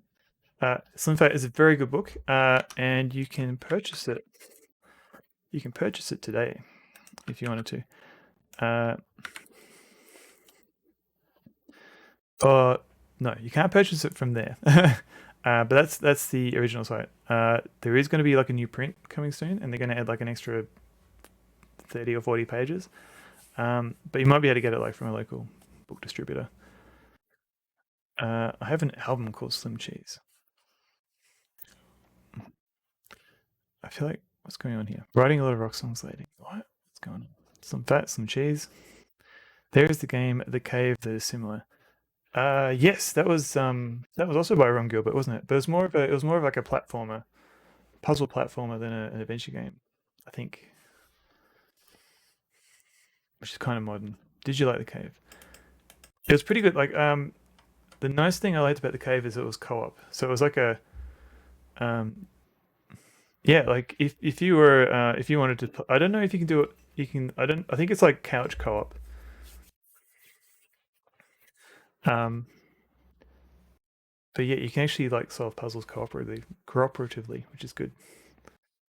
And they're also what you read about it didn't inspire me to try it. I mean, it is kind of like a cut down. Like you'd have to like platformers as well. Like it's not just an adventure game experience. Why no guardrail for the stairs? Because it's evil dungeon. So evil dungeons, evil infrastructure does not have guardrails, unfortunately. Open chest. Look in chest. So the game.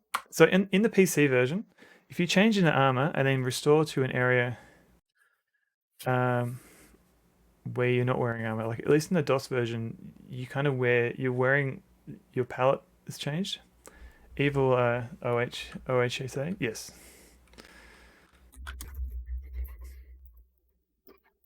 OSHA? OSHA? Wear armor. It's definitely more. It's a departure. Like I think Ron Gilbert, he's been trying to find a way to make like adventure games accessible on the console. Like you did OSHA, yeah. It's one of those words that I don't say aloud that often. So possibly because it's not in. No, we have it in Australia, don't we? Or is it a different word in Australia? If that matters. OSHA. Okay. No, it's good. It's good to know. Yeah, but like Ron Gilbert's like, I think he's always trying to find ways to make adventure games playable on console where you don't have a mouse. USA specific, makes sense. But I don't know. I feel like maybe we probably have something equivalent in Australia. So like I think the Cave was like his way of trying to make a puzzle game, at least puzzles that he's familiar with making, but in a way that's playable on a controller. So apparently he's also cracked it for Safe Work Australia. That sounds better.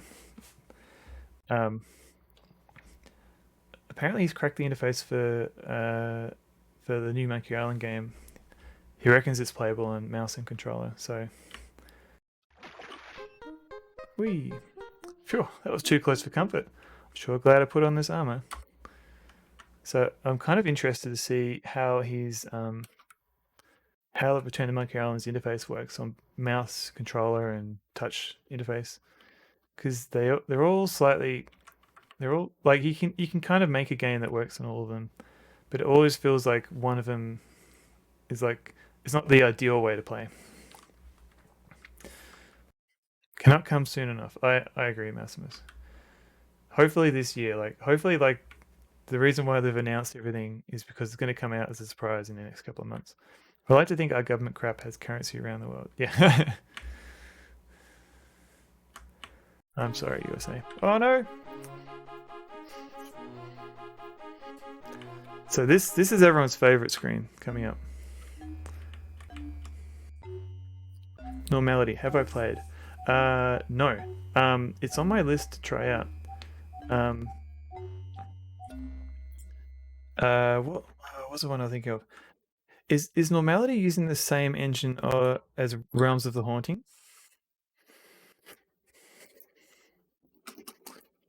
Or am I just confusing games? Because that's also like kind of a 3D kind of adventure game. The 3D engine used in this game was borrowed from Gremlin's own Normality. Yeah, right. Okay, so it was, yeah. So I've played like a good chunk of Realms of the Haunting, but not Normality. So I remember playing a bit of a demo. One day I will play it. Return to Maddog Williams. Well, maybe one day. Because the reason why it came up like ages ago, because someone was playing Gabriel Knight 3, and that has this weird interface where you can move the camera around. And I was trying to think of like any other game where you do that. And I think Normality kind of and Realms of the Haunting were kind of like that. Although it's more like an FPS.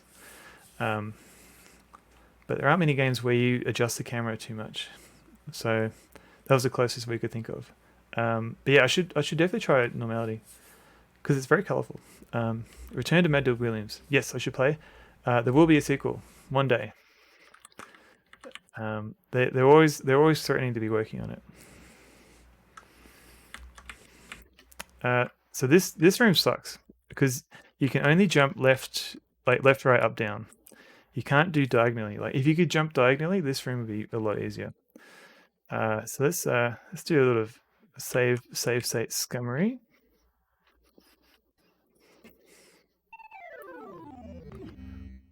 Due to a slight miscalculation of his footing, Maddog falls helplessly into the darkness of a deep pit. Alright. Oh, alright.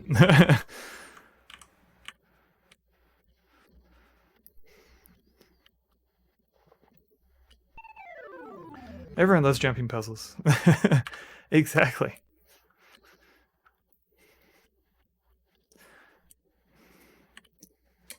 I remember one of the when Ultima 8 came out, everyone hated. How dare you, MZZ? Apology accepted. Everyone loves jumping. Yeah. Has nothing to do with jumping. Yeah. This is the world consistency. Oh. First person shooter jumping puzzles, we love them. Ultimate 8 jumping puzzles, we love them. Oh. I do appreciate that, like, one of the first things they patched in Ultimate 8 was the jumping.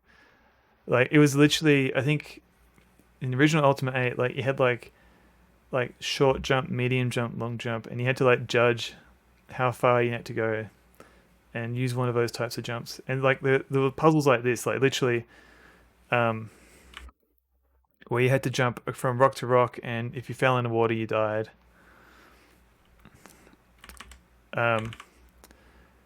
But I think this room itself could do with a like an Ultimate 8 patch where you pick where you can jump.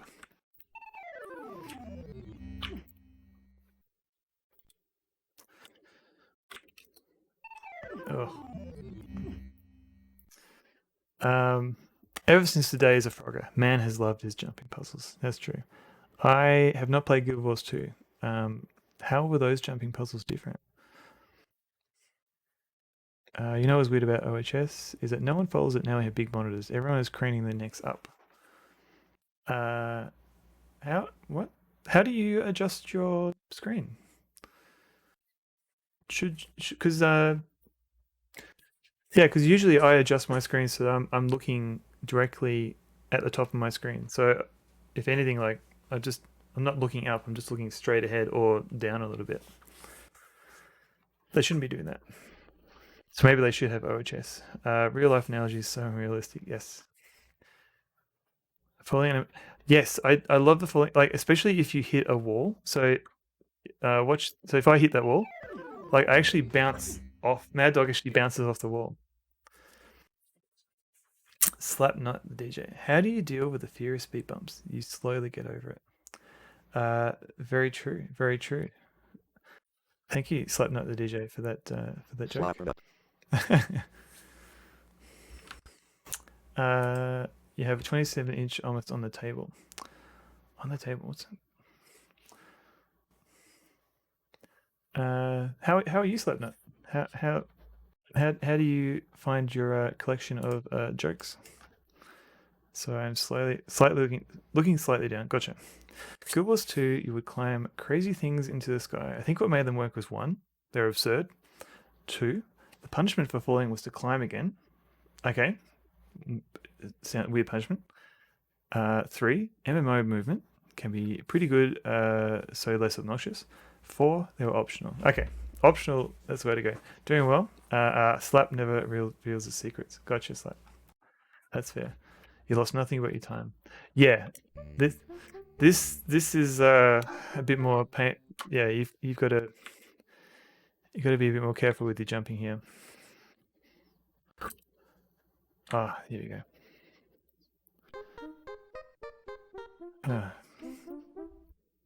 I remember this one review of Commander Keen on Steam that was like, I slapped my nuts on the desk really hard and had hours and hours of gameplay.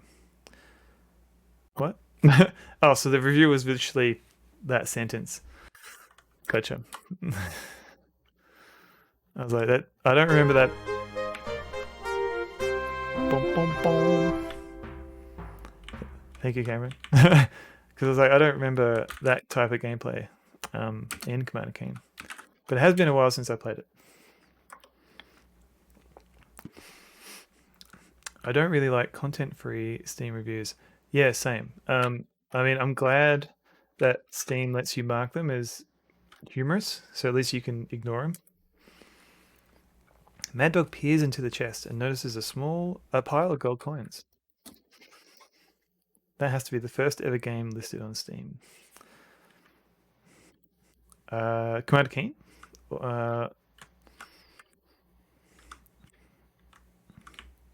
Or content-free Steam reviews? What is going on here? A large pedestal sits in the middle of the unusual dungeon chamber. On the north side of the chamber is a large metal gate, and on the sides of the chamber walls are small mirror-like objects. A hypnotic pulsating beam is striking the center of the pedestal. Interesting. Look at grate. I can't see that. Look at gate. On the north side of the chamber is a large metal gate blocking the passageway. To the south is an open tunnel leading out. I'm such a Karen on Steam. I report all those crappy, unfunny, how to jump Steam guides. It's honest work. No, it's good work. It's good work. I mean, if anything, like I like to think of it as even if it's not helping other people, you're helping it train it for yourself, so it can give you better recommendations for guides and things. I feel like if you're making a comedy review, you should actually be funny, or banned from posting anything on Steam. Yeah. Well, being funny does help. That's how the shareware market got started in the late 80s. Commander Keen, yes. Steam is the fucking worst since it degraded into a meme fest. Yeah. I take the reviews with a grain of salt. Like I try and disable all the humorous ones, but they can be useful if you can get past all the memes. I wish I could train Steam to think what an RPG is. Yeah, even point and click adventure games are tricky. Like you've got to use like puzzle and point and click, and like you can't. There's no like one tag for just point and click adventure games. Release date is 14th of December 1990. Yes, yeah. Keen 1 is pretty old now. We all died in just seeing with our modes. Yeah, we did. Especially for like Half-Life. Yeah, because the first game was Half-Life 2, wasn't it? And so you'd register on you'd install it by a CD, and then you'd register on Steam, and then you only have to get patches. When did I get? Yeah, I didn't get ADSL for a while. I think it must have been after Half-Life 2. Anyone remember that kid that can talk to computers in the TV show Heroes? I want to be that kid so I can get that computer to say, stop. I do not remember that kid. Steam started 12th of September 2003. I'm trying to remember when I had dial-up and when I moved to ADSL. It was pretty late.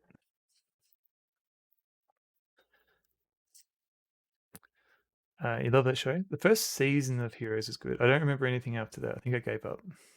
Hi bar. I make jokes. They are rarely funny. Cameron, you make jokes that are funny. Steam No Counter-Strike is not a strategy guide. Stop tagging. It's not a strategy game. It's pre-MCU goodness. It got old though after 8 seasons. It didn't have that many seasons, did it? I thought it was like 4. Talking about 1989 Steam, where Commander Keen was the first game. Oh, okay, gotcha. An imaginary Steam. I'm ruining your joke. I'm sorry. I should have gone. Yeah, you're right. 1989 Steam.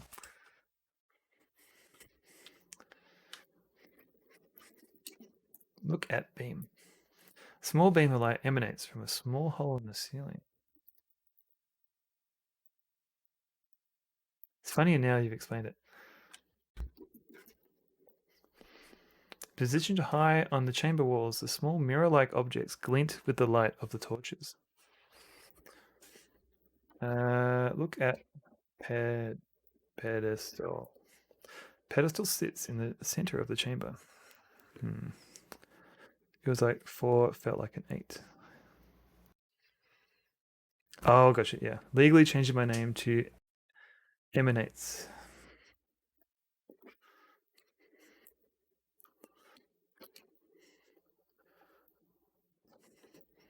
Oh, it's mirror, isn't it? Look at mirror. Glints. Where did I? Emanates. Emanzizzies.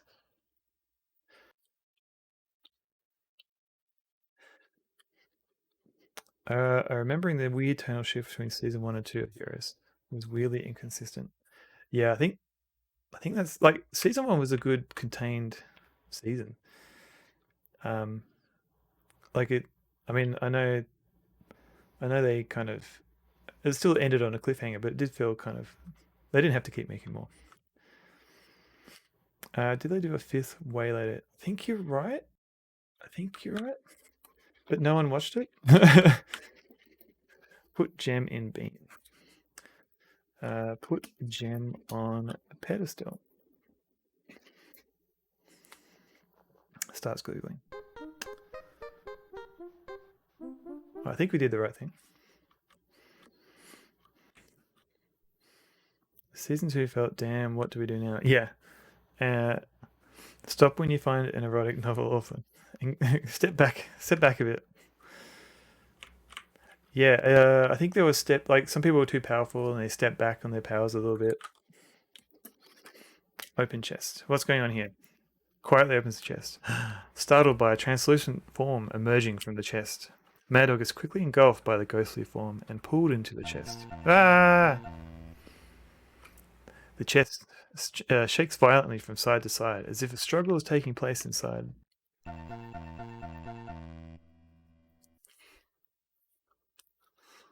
Without warning, the chest opens, and Maddog is thrown into the air. Alright, we lost a bit of health, but we're okay. We survived. You have to give them credit, though. They did the superhero thing early. They did do the superhero. Yes. Where is that emote from? Is that like a Game Boy Advance Shrek game? Can't beat Star Trek Next Generation Season 1. Alright, I know you're trolling now. There are many decorative carvings in this chamber. In the center sits a large carved sarcophagus, and to either side are ornate and evil-looking statues.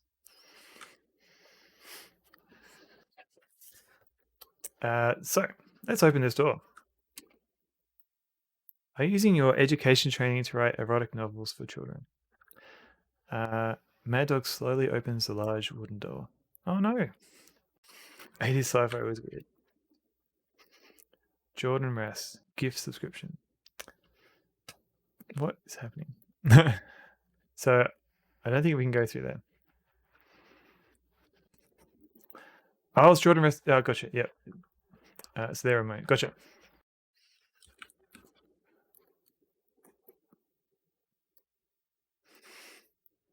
The Navigator. Flight of Navigator.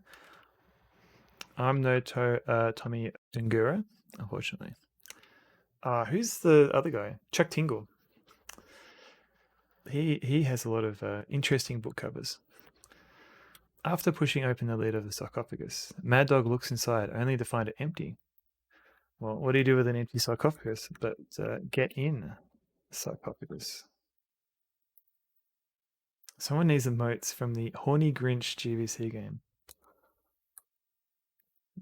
The Grinch Game Boy Color. I'm scared to ask what makes it a horny GVC game. I'll have to look that up later. Maddog enters the musty coffin, and the heavy lid closes with a sound of stone against stone.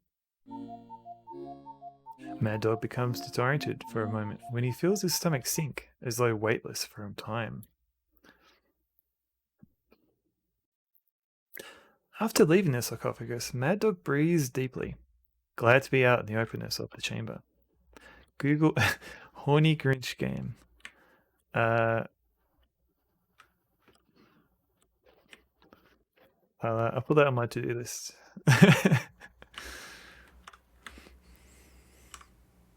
My eyes, why did I Google that? Don't do it! Maddog slowly opens the large wooden door.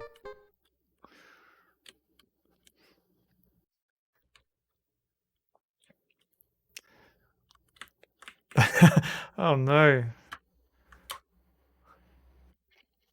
I feel like I'm hearing everyone's screams. It's not that bad. Oh god, now I'm looking at Horny Grinch game.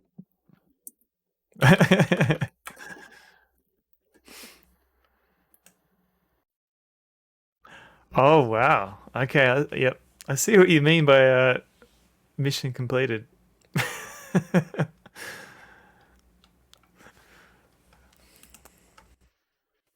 Yep. I can understand why you think it's horny. So if this is a bad chest, no. If it was a bad chest, Google Mad Dog Rule 34.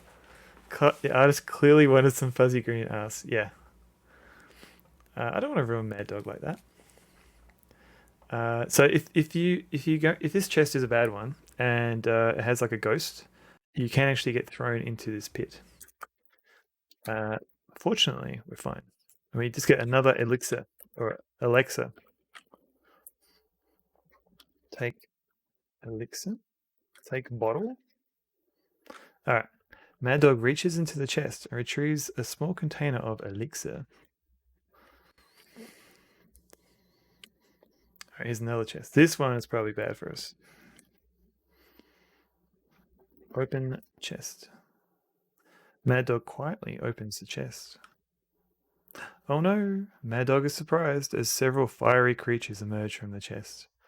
They fly through the air and land upon the stone floor surrounding him. Ah! Run away! Run away! Oh, we came out of that relatively unscathed. Who doesn't?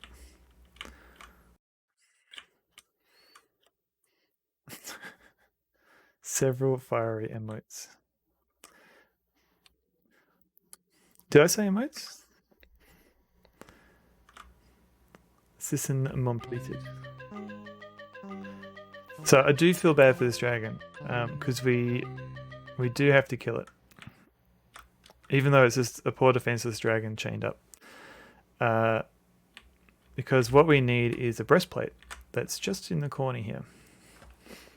No, that isn't a pile of rocks. That is actual magical breastplate armor that we need to get. But unfortunately, we can't get past the tail. Mad Dog slams against the far wall of the chamber, then falls to the floor dead.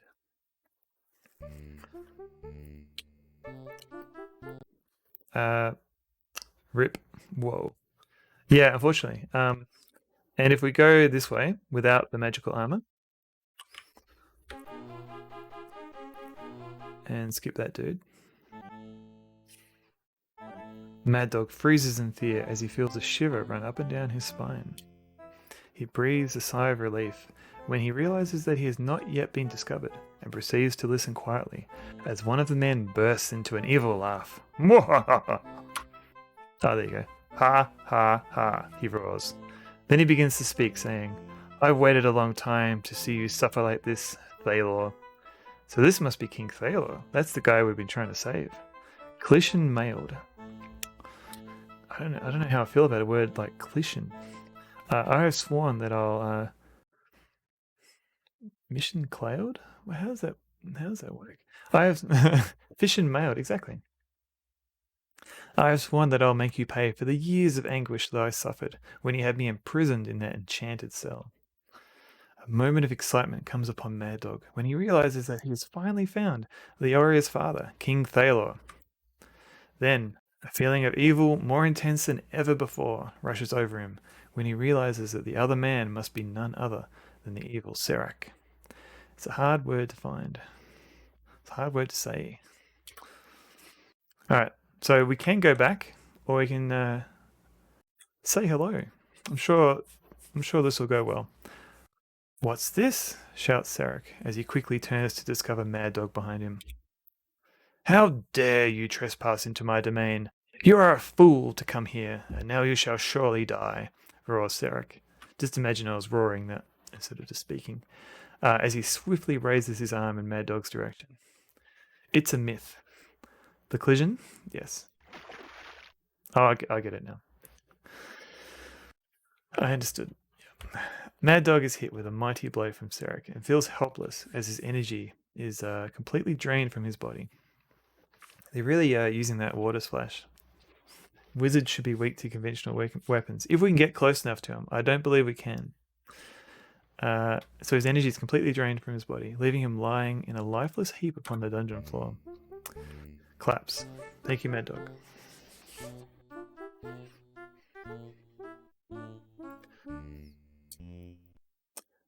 So unfortunately, we're going to have to kill this dragon.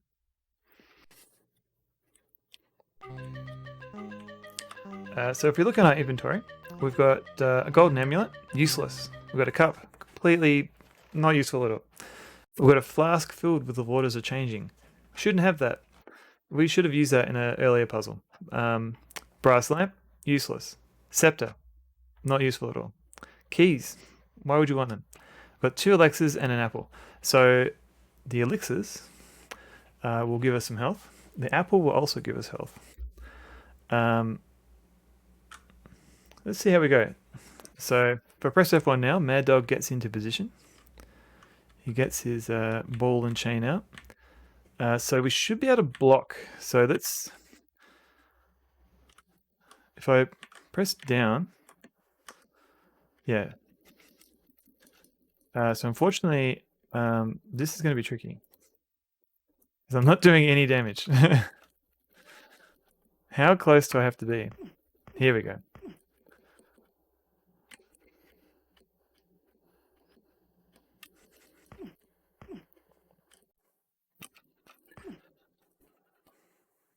Alright. Dealing with fighter jock types is like day one at the Wizards Institute at Technocury? Golden Axe. Yes, there are dragons and Golden Axe. And yes, Wizards do have to do fighter jock stuff. So usually what I do here is I cheat and I face the other direction. I don't know if I can do it in this game.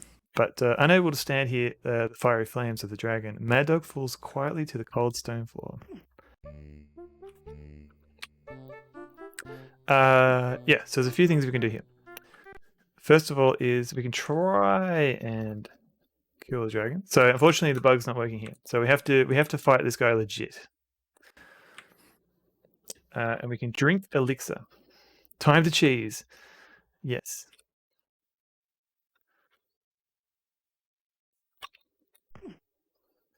So we can block. Oh. Stop eating my health.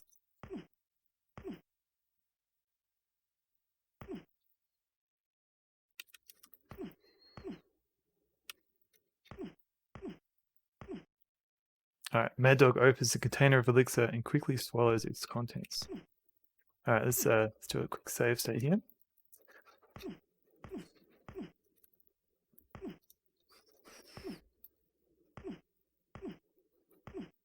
Quick. And we'll do another save state. Oh, yep.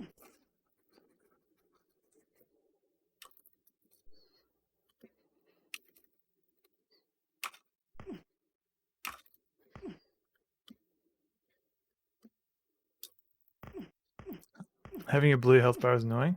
I can imagine if you were colorblind, it wouldn't help. It should be mana. Oh yeah, that too.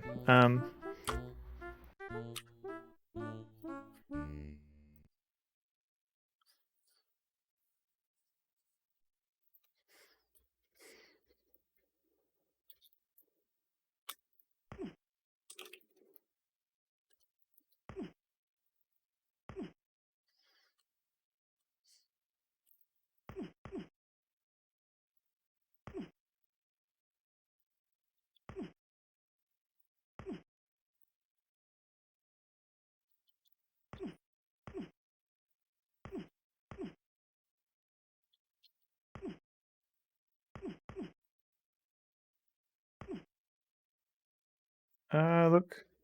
Alright, let's do another save. Pretty close to killing this dude.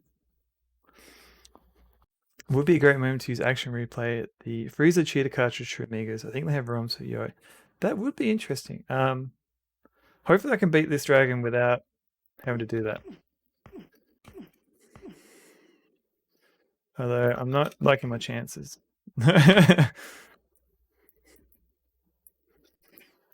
Oh.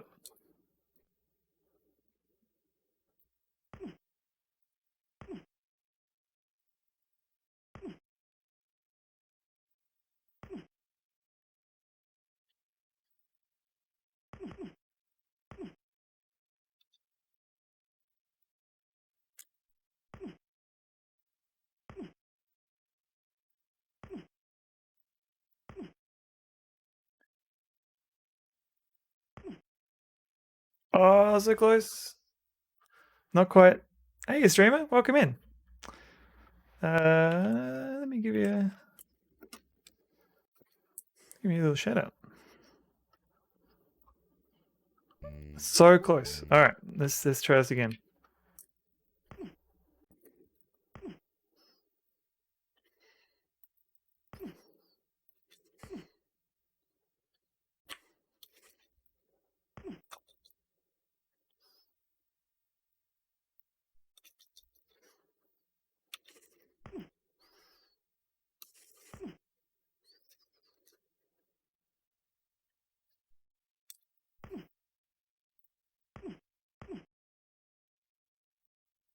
Oh, so close.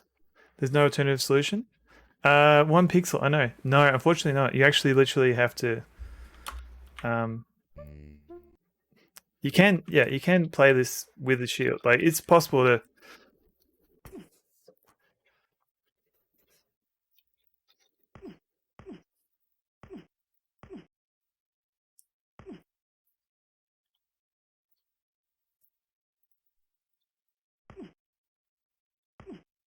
All right, let's get this. Oh, no, that's a cursed emote. Oh, the Furby. Yeah, seems like there must be. Unfortunately, I've had a look at the parser commands for this room, and there isn't any good way. Oh, that's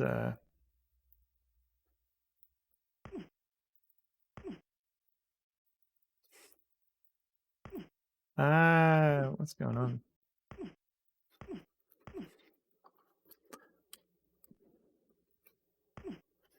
Press the wrong button.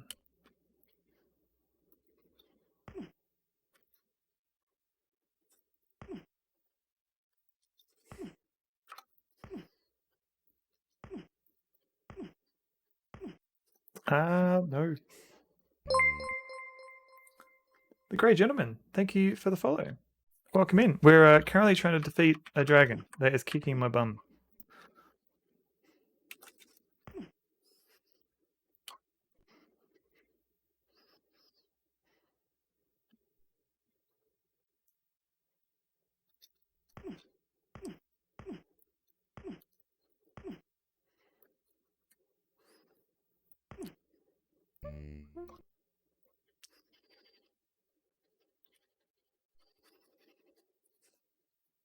So what we could do, so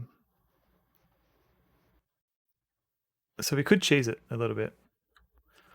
Slash and dash. So the problem is I can get my health up, but the dragon's health is also going to go up.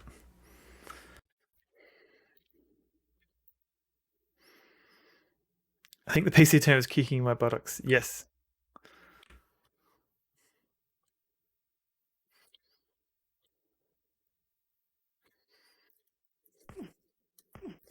Let's try a bit earlier.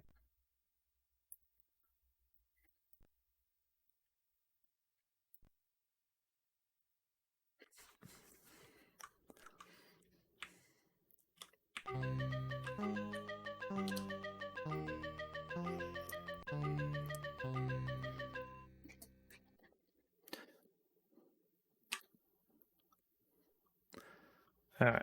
So we're going to save state here. Now let's try. Let's try not get. All right.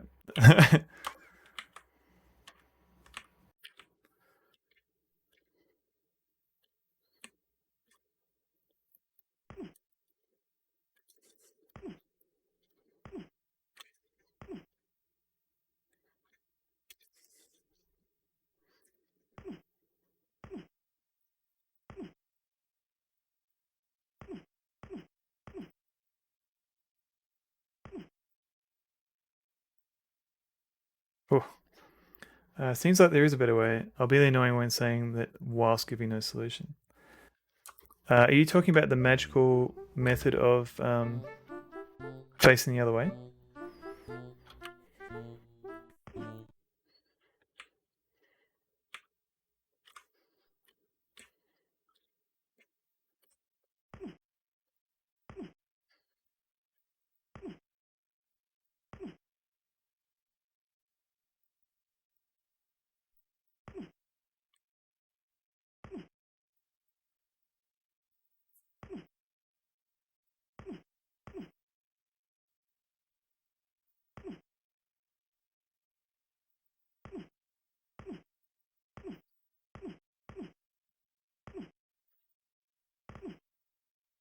Alright.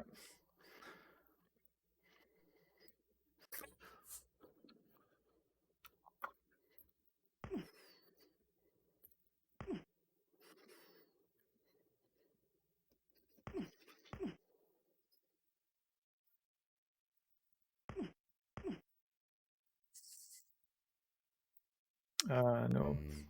You're just tickling his paw? I know.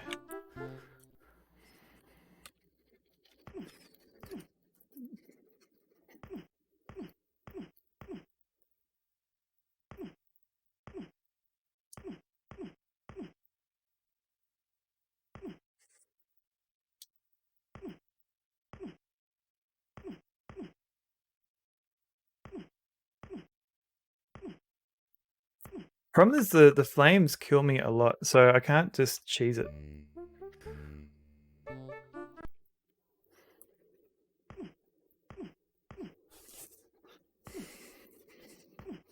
Pressing butter faster technique not working. No, unfortunately not. Elder Ring before it was cool.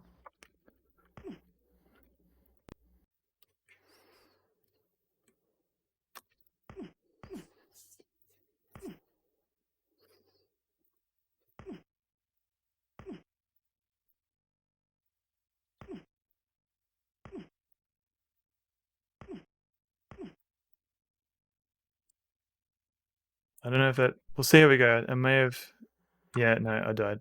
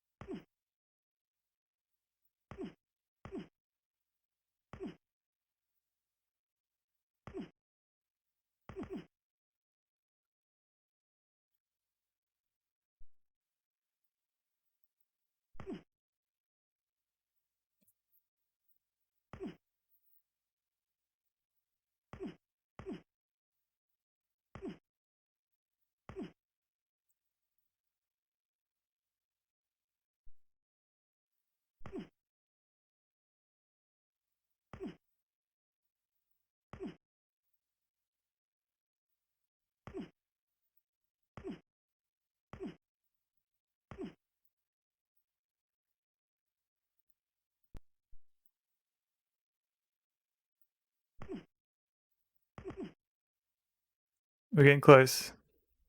I wonder if I can just cheese it here. Will this... Can I do this quickly? Or do I have to keep being careful? Oh, okay. Close, but not quite.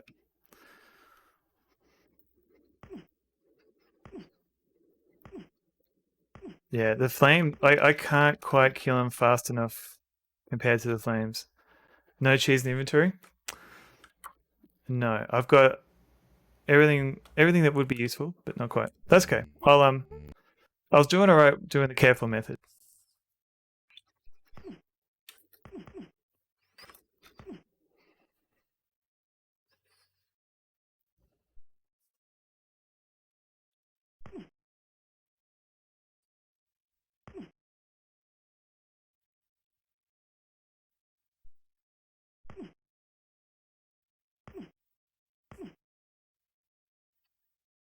Alright, come on.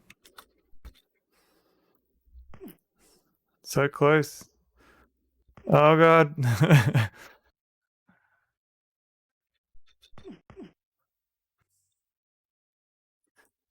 Doesn't help that the dragon, its health goes up at the same time. Alright, well, let's see. I think I did it. Focusing all his strength into one final blow, Maddog lets his weapon fly. Kapow! Alright, so... Boy, yeah boy. The dragon slumps against its chains, motionless. Vibranium shield, never melts, yes. So I know it's a celebratory, but I do feel bad for this dragon. I mean, we're essentially hassling it. Thank you for the well played. Second reality, head. Take breastplate. As Maddog lifts the breastplate from the floor, he notices it is writing on the back of it. Maddog looks closely at the writing on the back of the breastplate and slowly reads, "Blessed be the wearer of the magical breastplate of Shrill. May it aid against magic and protect its possessor." Possessor? Alright, wear breastplate. Maddog quickly places the breastplate beneath his armor, thinking to himself that it might be of some help later. Alright, let's get out of this death chamber. Protect this processor. It's a heatsink. Alright, let's get out of here. I need to make a GG emote out of this. Did you just make that, Ben? Oh no. I hope yes you do.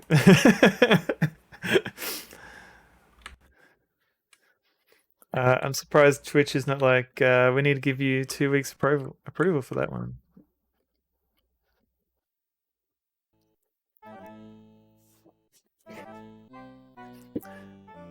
Yes, if you can do that, MZZ, I would endorse that in GG. Still working on my GG, mate. Big D, go to sleep. Come on. Maddog freezes in fear. All right, so we've been we got to this point. Ha ha ha. All right. So if we go close, get close to him. She's been quiet since the Rule 34 discussion. There were some shocking pictures there.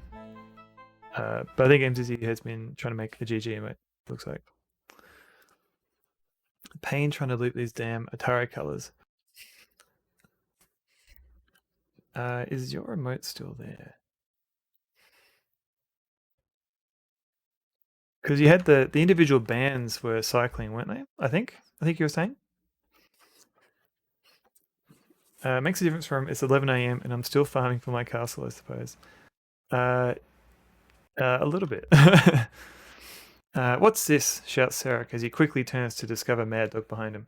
So before we didn't have the armor, and Sarek quickly dispatched of Maddog using his wizard powers.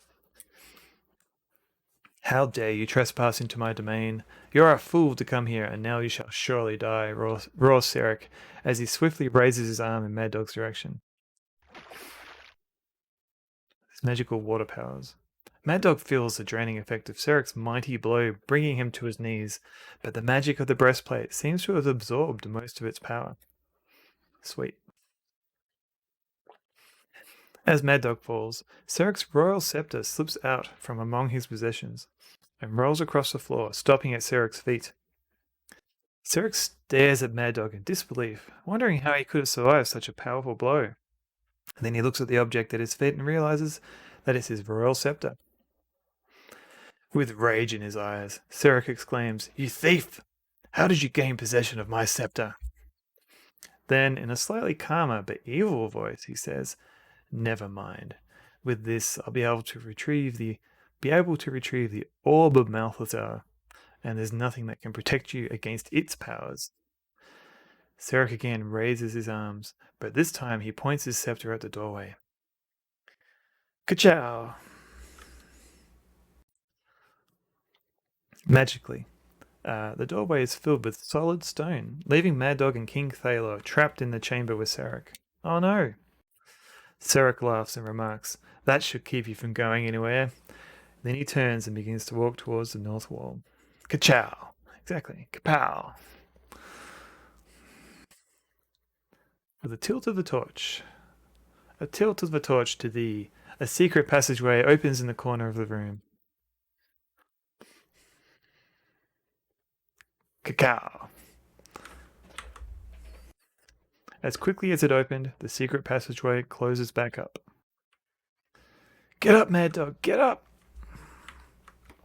After getting to his feet, Maddog can hear King Thalor moaning as he comes back to consciousness.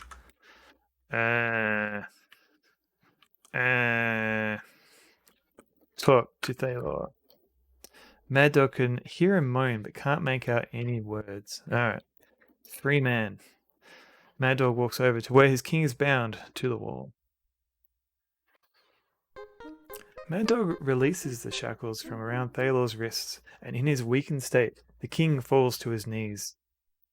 He looks up at Maddog and says, "I don't think I will be able to walk for a little while.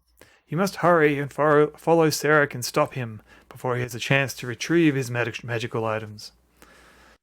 GG, thank you. We're not quite there yet, though. We've got a little bit more game to go. Thaylor sits down upon the floor and rests. He then remarks, "Go quickly, and I'll follow as soon as my strength returns." Don't mind if I do. You might notice he's also wearing red socks. So, tilt torch. Maddog walks over to the wall where the torch is mounted. Watching two Maddog streams at the same time. Who is playing Maddog? Is Mike stealing my shtick at the moment? What? Fractal Mind Mike. How cheeky. How cheeky. Alright, might have to raid him then. That deserves a double sub. Yeah, you should definitely sub to Mike. He's cool. Fractal Mind Mike. Alright. Right. I think we're going to finish the game before he does. Stalk for Wooder, thank you for the follow. So what is a Wooder and why do you continue to stalk it?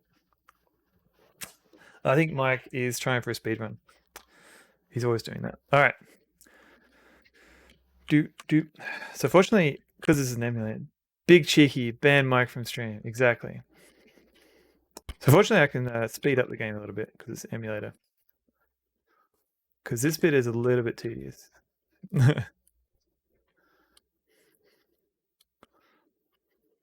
That explains why Mike did pop into the stream a bit earlier. Gave him some ideas. Where am I? Here we go. Almost near the end. You don't know either? That's okay. It's a discovery. It's a learning process for all of us. Oh, that's my phone. Okay.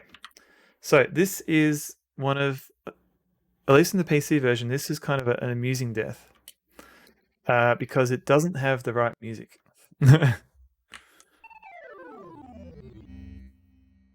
As Maddog tries to walk along the narrow pathway, he looses his footing and plunges to the floor below. Hooray! So normally there's a sad music there, but I think they either was an accident or it's just a nice little Easter egg for your last stupid death.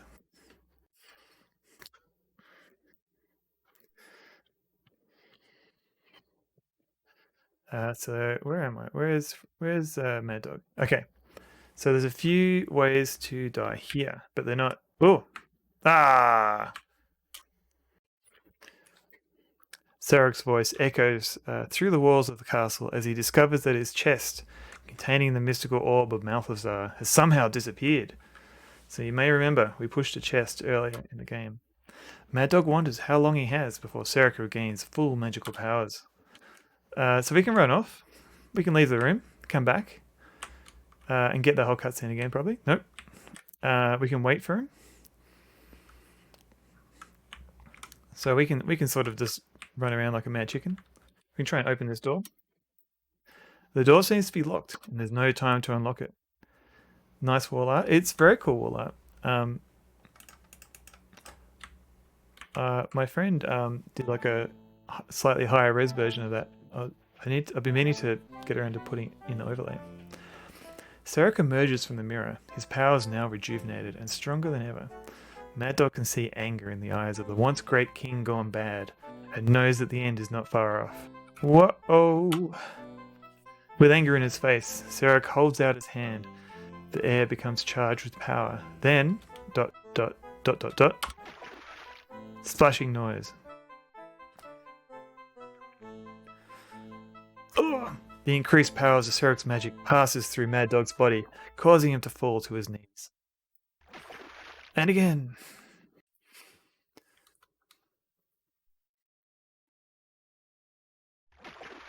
And again. Okay, we get it.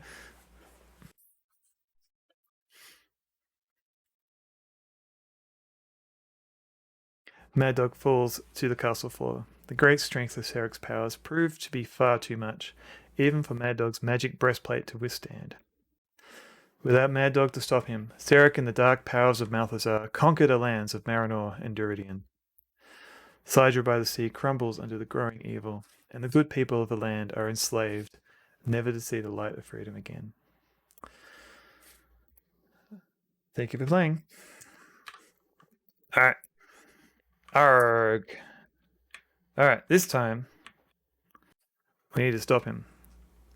So the only way you can do that is by going break mirror. So we can break it. Pachoo, cacao, kapow. Water splash. Happy ending. James Nico. How's it going? Good. This is a good triumphant music. To give James Nico a shout out. Currently playing Elder Scrolls Arena. I was thinking of playing Ultimate Underworld, like as putting that as like my next game to play, and then like Macaw45 started playing Ultimate Underworld like yesterday or something. So I'm wondering if I should just hold off on it for a little bit. But Elder Scrolls Arena, I haven't actually got around to playing it, and it's kind of like a similar. It's like a dungeon crawler, but a bit more actiony. That's what the impression I get. But yeah, give James Nico a follow if you're into retro gaming, because he does a lot of it. Maddog looks at the wall behind the shattered mirror, realizing that Sarek is once again a prisoner of the enchanted cell. Hey, it's Thalor. Looking across the room, Maddog notices that King Thalor has entered through the secret door.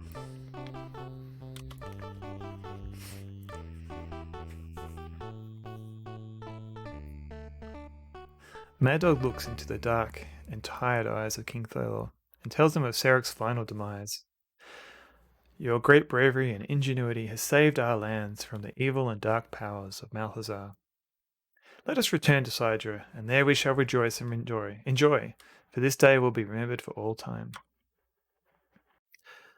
After leaving the confines of the old and musty castle, Maddog calls upon the large winged dragon that brought him to the castle of Duridian. Together, Maddog and King Thalor fly for many miles across the desolation of Sarek. They pass over the forest and the Iberkraken River on their journey to the great city known as Sidra by the Sea. If not Ultimate, how about Elvira on Amiga? It's quite tough though. Yeah, maybe. Because it's also out on GOG now, the DOS version.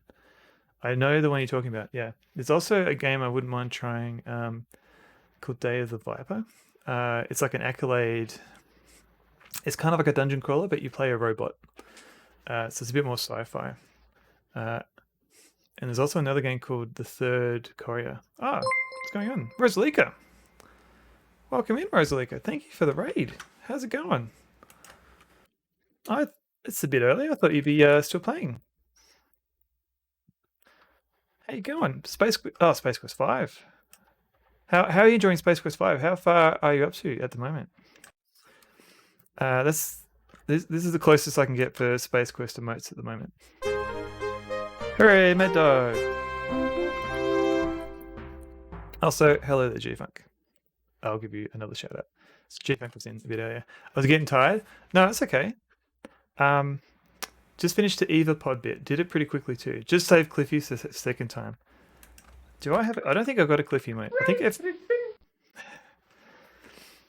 we've literally just finished Maddog. Hang on a sec.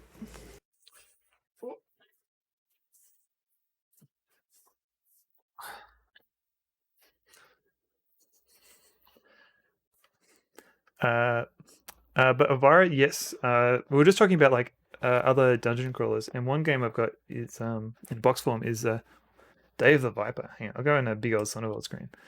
So, Day of the Viper by Accolade, and it's kind of like it's a dungeon crawler. Oh, come on, but it's all sci-fi. And there's a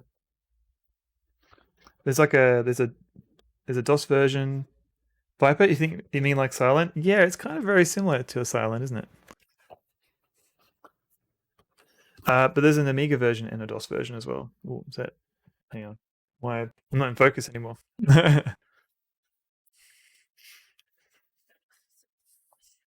Rosalika, thank you for the raid. Battlestar Galactica, definitely feel Bizarro Foxy.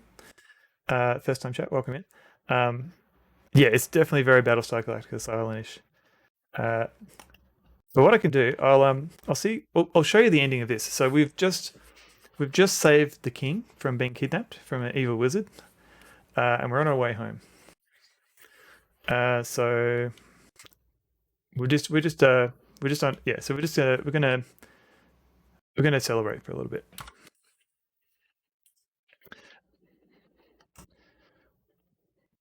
Oh, Mzizi, I think I like what you're doing with this emote. I feel like the GG needs to stand out a little bit more. Otherwise, it kind of blends in. But I like the direction of this GG. I got to put Toddler to bed. GG like no worries, Cameron. Yep. Please look after your kids first. Kids first, and then stream. Blame the wizards. Yes. He's got a pink bit in the wrong place now. Oh no. I know he's work. Just wanted to fill one for when you finished. No worries. Thank you. But feel free to tell me to shut the hell up when it comes to criticism. Together, Maddog and King Thaler fly for many miles across the desolation of Serek. They pass over the forest and the Iberkraken River on their journey to the great city known as Sidra by the Sea. After landing south of the castle, Maddog and King Thaler thank the dragon and say goodbye to the magnificent creature. The mighty dragon flies westward into the sky, returning to his magical realm in the Korbala Mountains.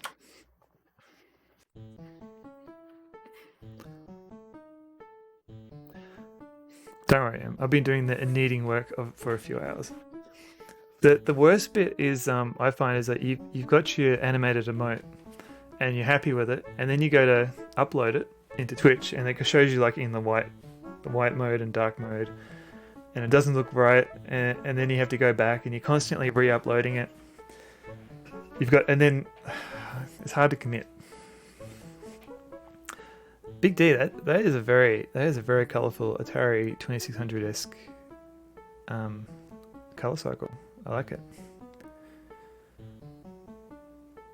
I'm just mesmerised by Big D's GG. Yours is an erotic Grinch, so it's much better. Yes. As King Thaler and Maddog come to the top of the hill that overlooks the city of Sidra, they stop a moment and admire the grand view.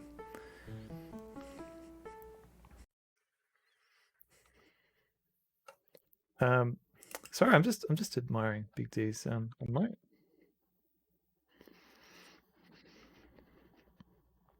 GG2. Yeah, because like until I introduced like the dancing emote, like my GG emote was like my most popular one, and now my dancing one's like catching up. I think people just search for GG and then they spam all the GGs. Erotic Grinch. Those two words shouldn't be in the same sentence. But they are. Rosalika, I recommend not Googling, if I can look it up. Do not Google horny Grinch game.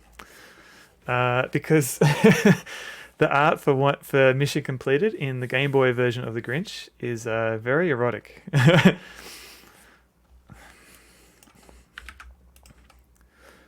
I mean, you can if you want. I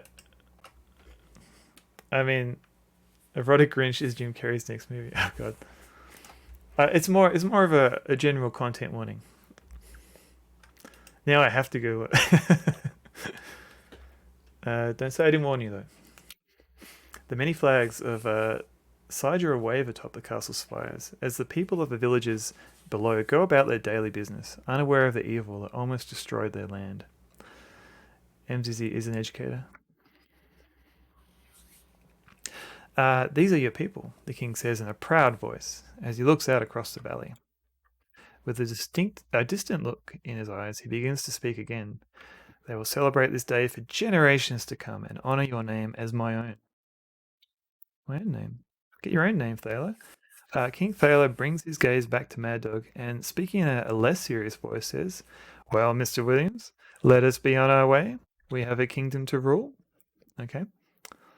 That was my attempt at a less serious voice. It did not come out very well.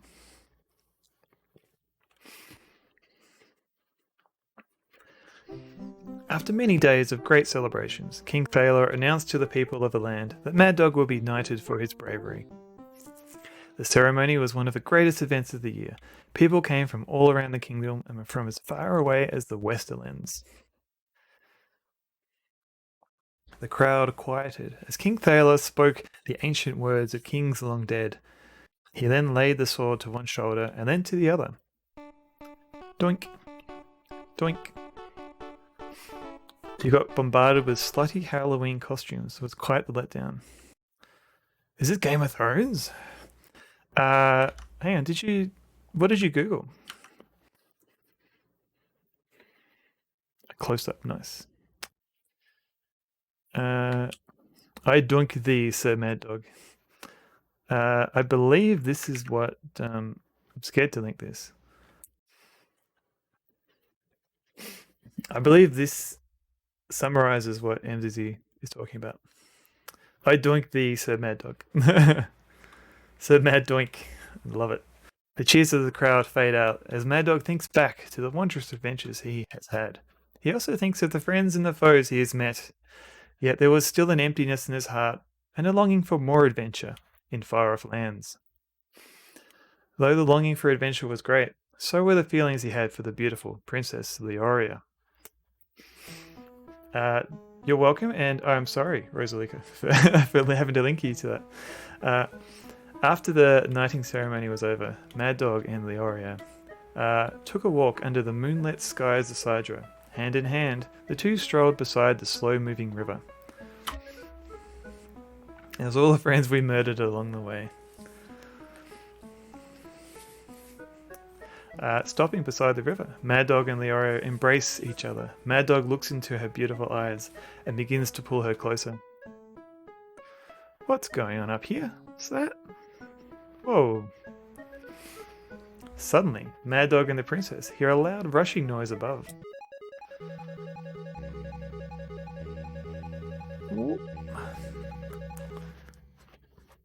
The princess looks up in disbelief as the flying object disappears into the star-filled sky above. Sad princess.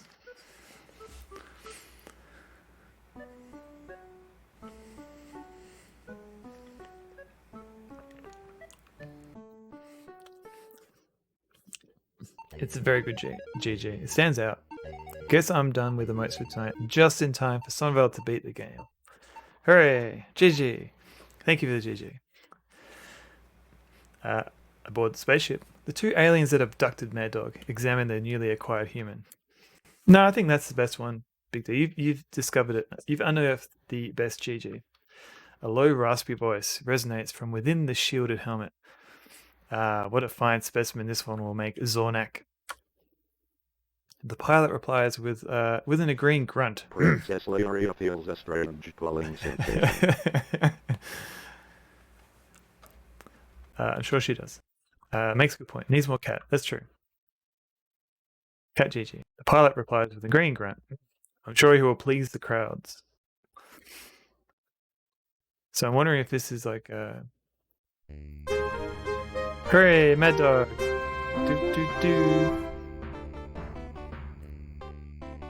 What will happen to Maddog next?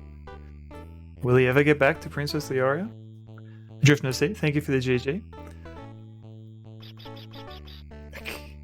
Water Sprinkler. Tony, thanks for GG. Big D, or Sonnevel, thank you for the screen beans.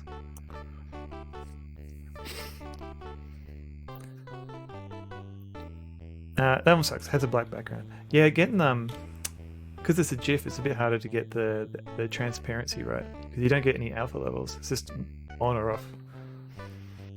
Absolutely nothing. I disagree. GG. Thank you to GG. Pro Gamer. Now back to Captain Comic. Oh yeah, good point. I feel like I should play. Oh, Rush Pirate. Thank you for all those GGs. There's a lot of GGs.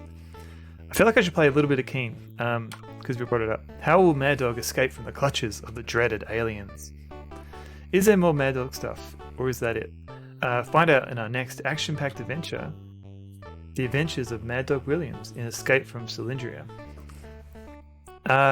Fortunately, this second episode was never completed. So I think I think 10 years ago they started developing it, or working on it, and then it kind of dropped off. They dropped doing it. I think some of the developers' daughters are working on a new story. But yeah, as far as I know, there's been zero content has been released. There's no screenshots or anything, so we don't know what the plot would be. It would probably be like probably a combination of like John Carter on Mars and Rendezvous with Rama, probably, maybe. That's the impressions I get from the text at the end of the game. Big D, that's a lot of it. GGs. Thank you for all those GGs. And Slim That, I agree. It's sad that there was never a new one. Driven to see who's that GG. That is a good one. Steve in GG. Steven Spawn. Okay, wow, that's a good one. I mean, obviously not as good as Big D's one. It's kind of epic that the developers Descenders. GG. Thank you, David Alexander. Yeah, I don't know if they said, because there's a Facebook page for Game Crafters. I don't know if they mentioned it on, because I think Fractal My Mike was talking to the developers at some point. And I think he might have asked then, and they mentioned that. You should line up Maddog's evil cousin, Maddog McCree, next. Maybe. I'm not so good with the Twitch games, but we'll see. Thank you for playing The Adventures of Maddog Williams. We hope you've enjoyed playing as much as we enjoyed creating it for you. Bonus for gold. Your score is 470.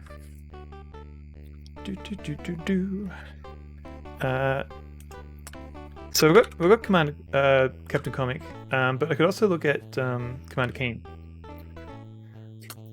What year was this one made? I want to say 94, but for some reason in my head I thought it was 94. But Wikipedia is telling me it's 1992. But if you want to play this, it's actually the developers have made it free, and it's available on their site. It comes packaged with like DOSBox and everything if you want to play it.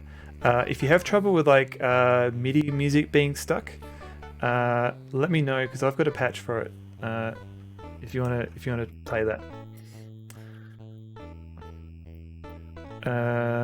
Hopefully this will work. Yeah, so there's a patched version here if you want to try it. Where's the Raycaster 3D World? Where are the Nazis? 0 to 10. Sorry, Dangerous State. Definitely check it out. Sweet. And there's a category in Twitch for Maddog Williams. I don't think I used it today, but sometimes you get a few people on that. It's hard to tell whether or not you should use what's the word? It's hard to tell if you should use the retro category or the game category itself. I never know. It's hard to judge. Retro. The last of the EGA adventures. Oh no, this one has an installer? Alright. I just want to play Keen. Why do I have to install things? Alright.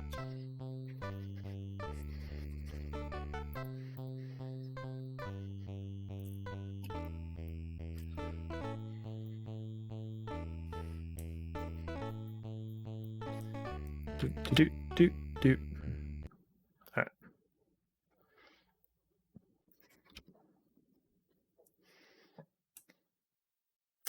Alright. Just gotta make sure Amiga is hidden. DOSBox. Okay.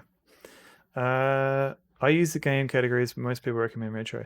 Yeah, I try and use the game categories, but I don't know what's best. But sometimes I've been using Rigo. Hey Zendragoon. Zendragoon. Sorry, my mouse. Yeah, I'll give you a little shout out there. What's the maximum score on Maddog? Good question. I don't know because the chests that you visit along the way, I think they're random. So I think that determines what kind of final score you can get. Oh, Mzizzy. That sexy Grinch emote.